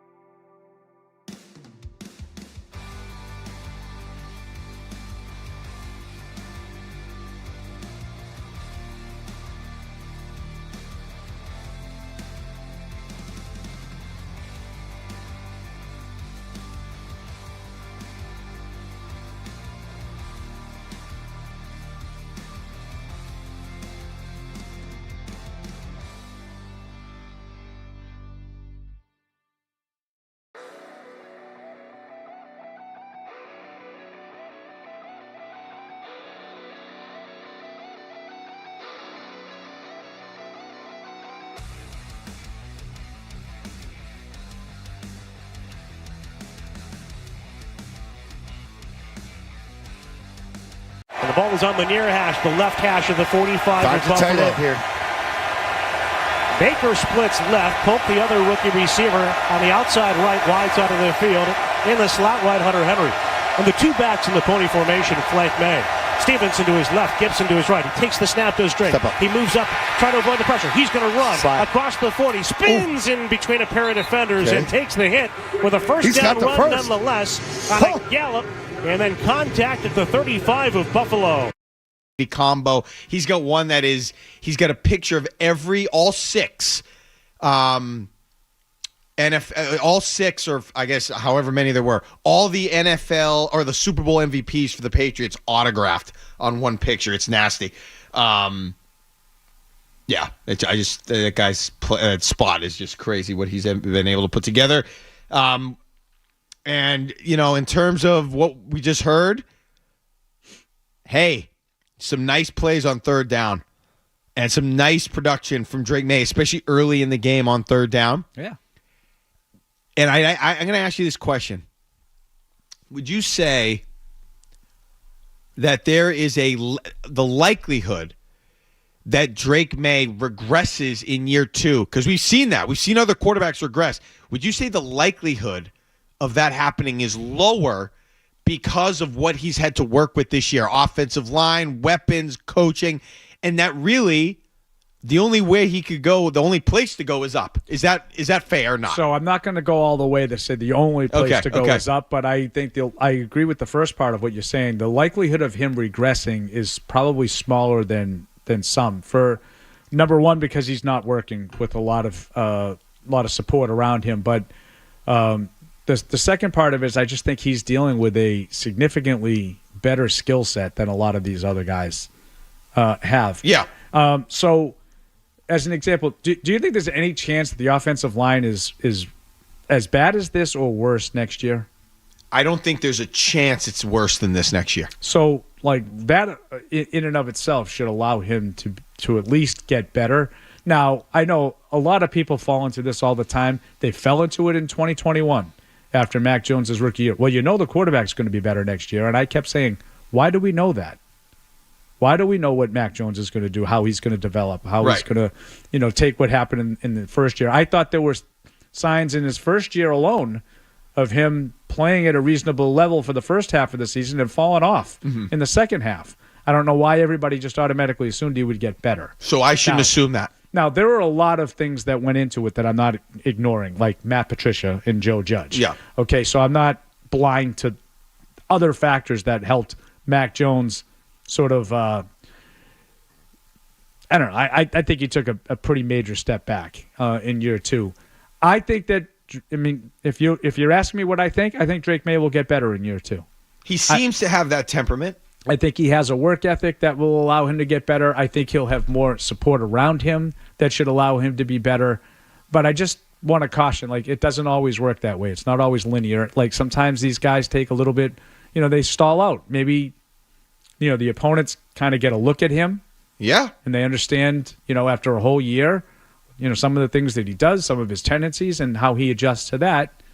Or just other guys, they don't have as good of a year, or they just had one shining year. I remember thinking about this. This is going back many years with Lawrence Guy, where he had a great season, and then I thought just automatically going into the next season, well, that's the level he's going to play on next year too. And it's that he had one great year, and then he's probably going to come back down to what he's usually. I'd go with Baker Mayfield. Okay, he had a really strong rookie year. And then he kind of plateaued and went down and sort of had a bumpy road. Now he's had a good year this year and last. Good year. Yeah, that's what I said. Yeah, good. But you don't always get better. Can I ask you this question? Is David Andrews done? Is he done? Do they need a new center? So I think he's going to try to come back. I don't know. I haven't talked to David in a little bit. But based on some of the stuff that he does with his podcast there with Brian Hoyer, I think he has sort of indicated that he intends to give it a shot anyway. Do they need a new center? Yeah. That's why I think it was important that they've tried to figure out if Cole Strange can be that guy. And, another game went by, he wasn't able to to get out there and figure out if he's going to do it. He's obviously closer. He was active in this game. But I think that is a need for them, because even if Andrews comes back, it's for another year, maybe. So, you got to figure that. But I still think that would be big, because then you could have him here for a year, help develop a new center, try to create a little bit of stability along the offensive line. Because the reason I'm asking is, if you can have Andrews back and you assume he's healthy, I know he wasn't, not to go all Woody Johnson on you, but I think when I looked in Madden, he was rated like in the 70s, high 70s, which I thought was a little low for David Andrews. I thought he'd be at least in the 80s. But whatever, that's Madden. I have some breaking news for you. Yeah. I think. I'm not familiar with Russell Dorsey, but he's got a blue check mark, National MLB Insider from Yahoo. Breaking right-hander Walker Buehler and the Red Sox are in agreement on a one-year, $21.05 million deal, which includes incentives, sources tell Yahoo Sports. So let's look it up. There's Tyler's here. Maybe a guy is Tyler around. Maybe he can tell us if Russell Dorsey is a trusted source, but it's certainly blue check mark in Yahoo Sports. It seems like it's legit. Buehler's a guy that a lot of people had tied to the Red Sox. Been kind of injury plagued in recent seasons, but obviously a lot of talent. Maybe a depth piece in the rotation. You put it, maybe slot him with Crochet and Houck and Bayo. Maybe he's sort of in that mix with Cutter Crawford. What do you think? You like this move? Yeah. I don't love it. It doesn't satisfy the needs that I had for this team in the off. But again, coming off of the move, they were reportedly in on Soto. That doesn't work. Then they go and pick up Garrett Crochet. Fine. I think this is MLB on the network signed Walker Buehler. Yeah. So no, it's real. I do think it's something that lands on the side of positive. This isn't nothing to me. This is not nothing. This is a something to me. It is something. I just am tired of the 1-year deals. It's just, it's Michael Walker. It is. It's just another one of these guys. No, it is. But now that you have and Garrett I like Walker Crochet, Buehler. Walker but you Buehler have is a good pitcher. You have a 1 now. So you have assuming, he's right, you have a 1, and now you put this guy in all these types of moves. Now that you have a 1, mean a little bit something a little bit different, because you have the 1. So you're not trying to have this committee. You have a foundational piece, and now you have other people to compete for the roles underneath the foundational piece. Sure. So that's why I'm more okay with this. Let's get a headlines. We'll get you updated here, and we'll be back. We can react in live time, in real time, to this Walker Buehler signing for the Red Sox. Mark Dondero, Paul Perillo here on Toucher and Hardy, 98.5 The Sports Hub. Sports Hub.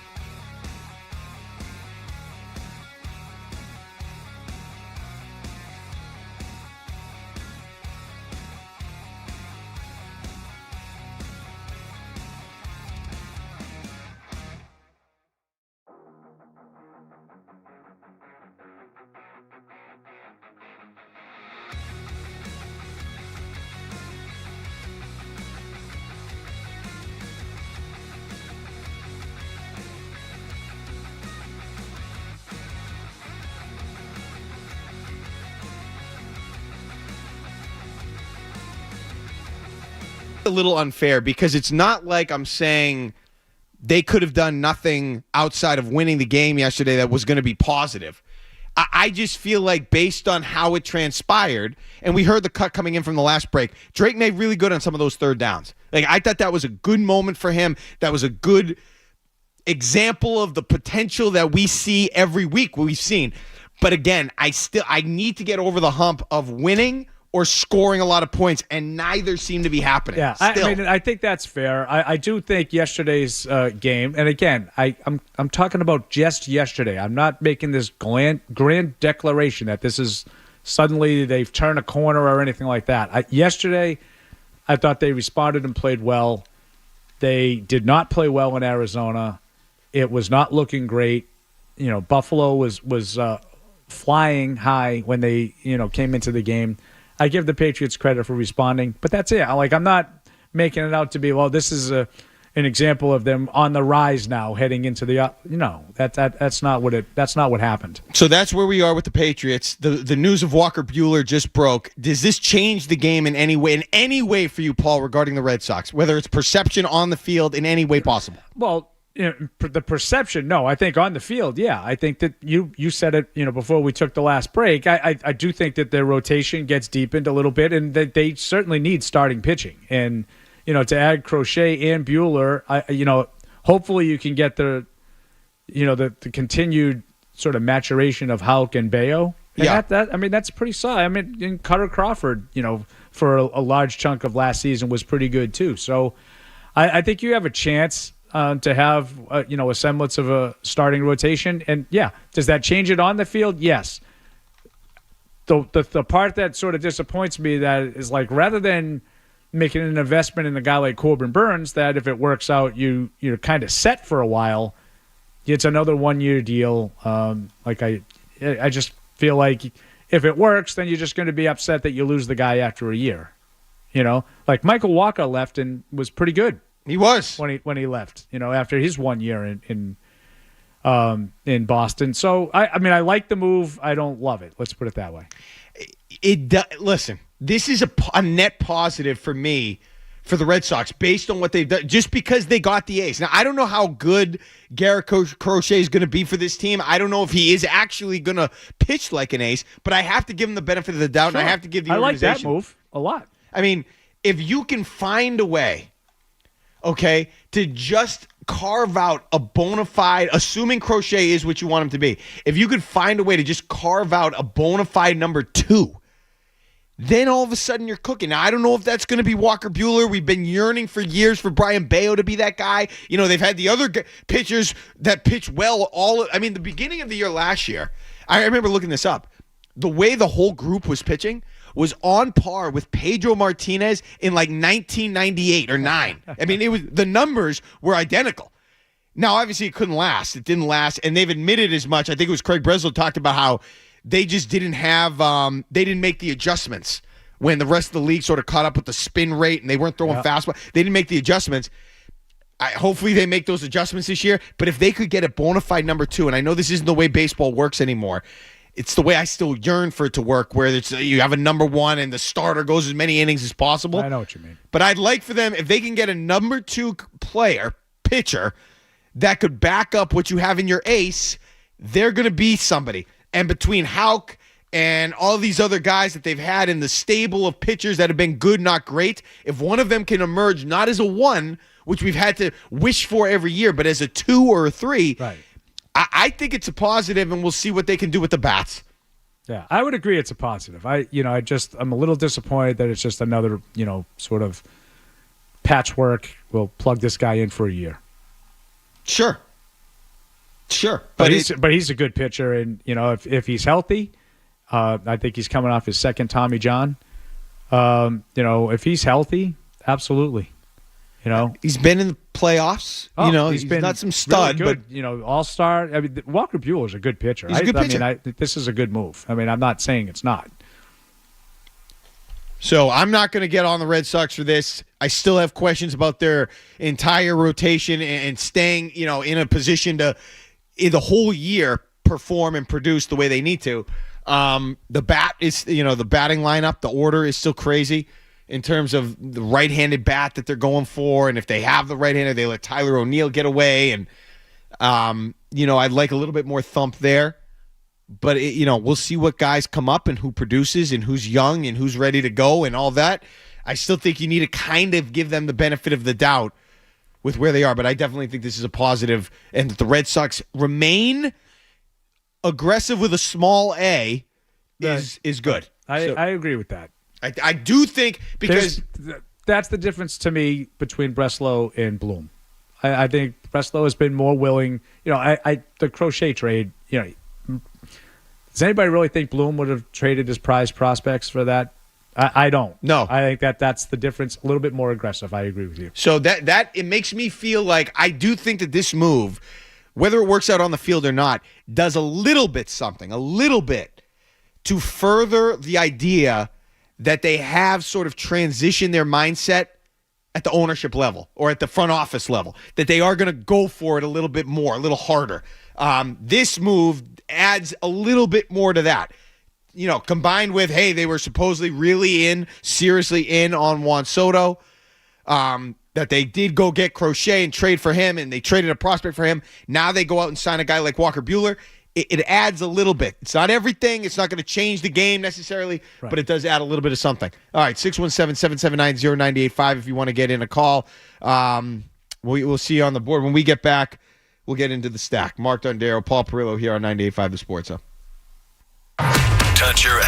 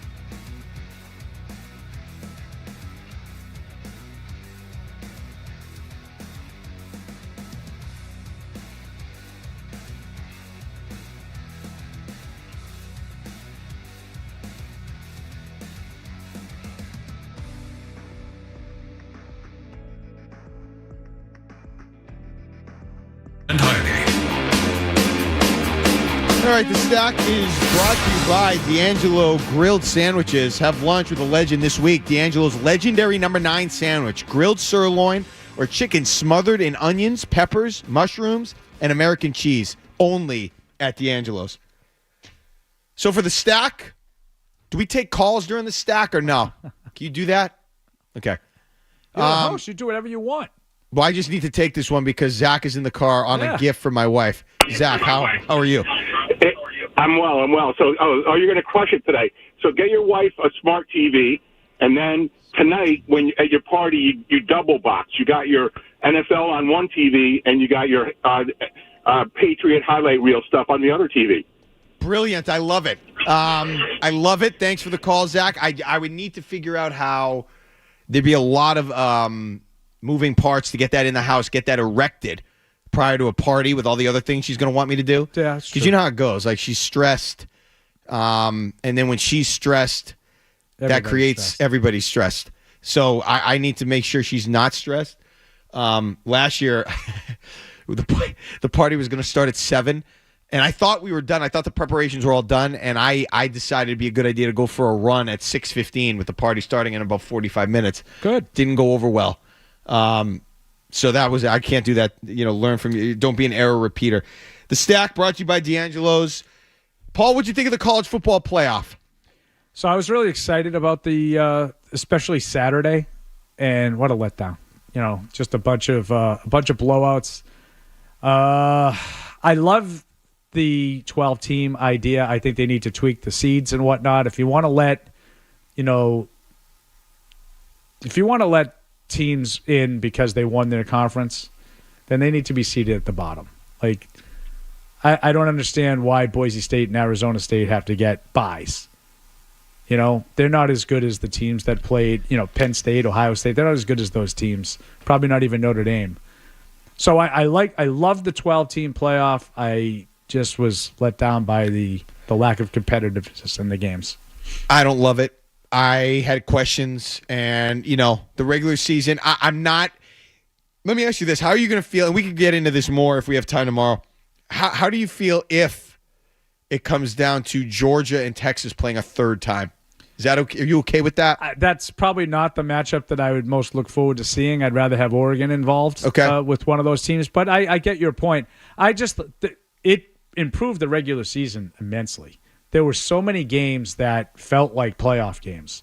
Like, as an example, Alabama-Tennessee felt like a playoff game. Mm-hmm. When you went further down the line, Ole Miss was involved in some games where they felt like, they need to win this one. South Carolina. Like, the SEC is obviously so deep and so good.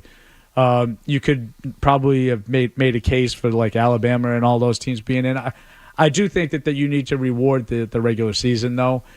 What I don't like is, okay, we're going to give the conference champion an automatic bid. That's fine, like basketball.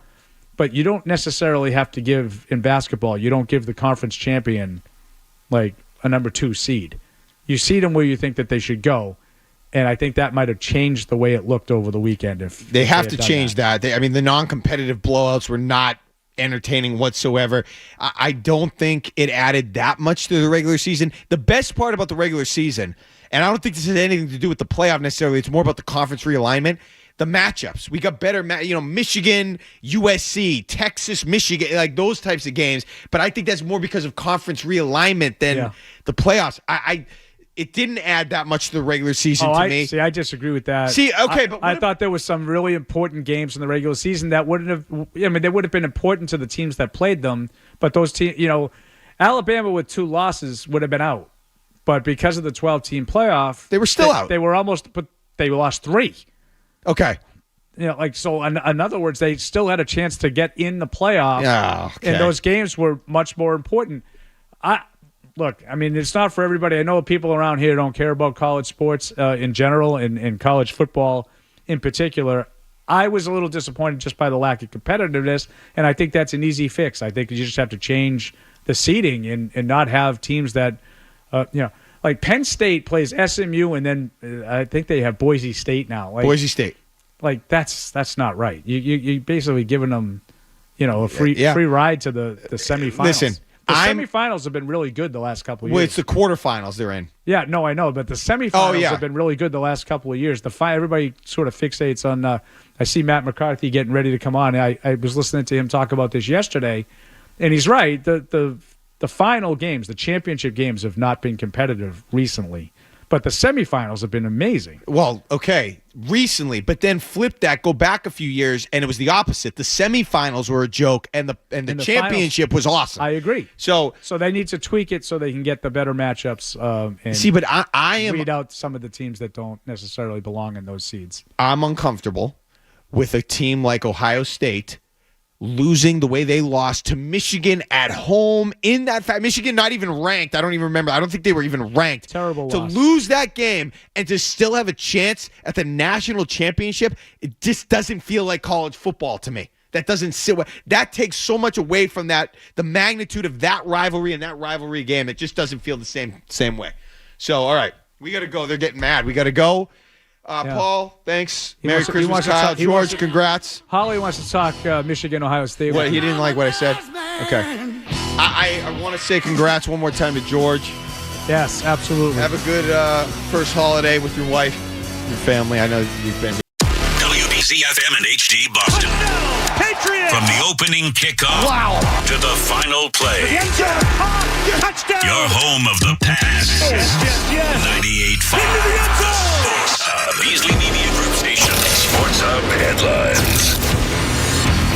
According to the MLB Network and multiple people, the Red Sox and right-handed pitcher Walker Buehler, formerly of the Cardinals, are reportedly in agreement on a one-year contract. It's going to be worth roughly, Russell Dorsey saying $21.05 million, which includes incentives. Sources telling Yahoo Sports. So check out Walker Buehler, another addition, another ad for the Boston Red Sox as he signs a one-year deal. The Patriots, they fell to the Bills Sunday evening in Orchard Park. They were up 14-0. They let it slip away. 24-21 was the final. Drake May, 261 yards, 2 touchdowns, and a pick. May also ran for 30 yards. With the loss, the Patriots are now positioned to draft second overall in the upcoming NFL draft. Elsewhere around the NFL, quarterback Jalen Hurts was concussed in Philly's 30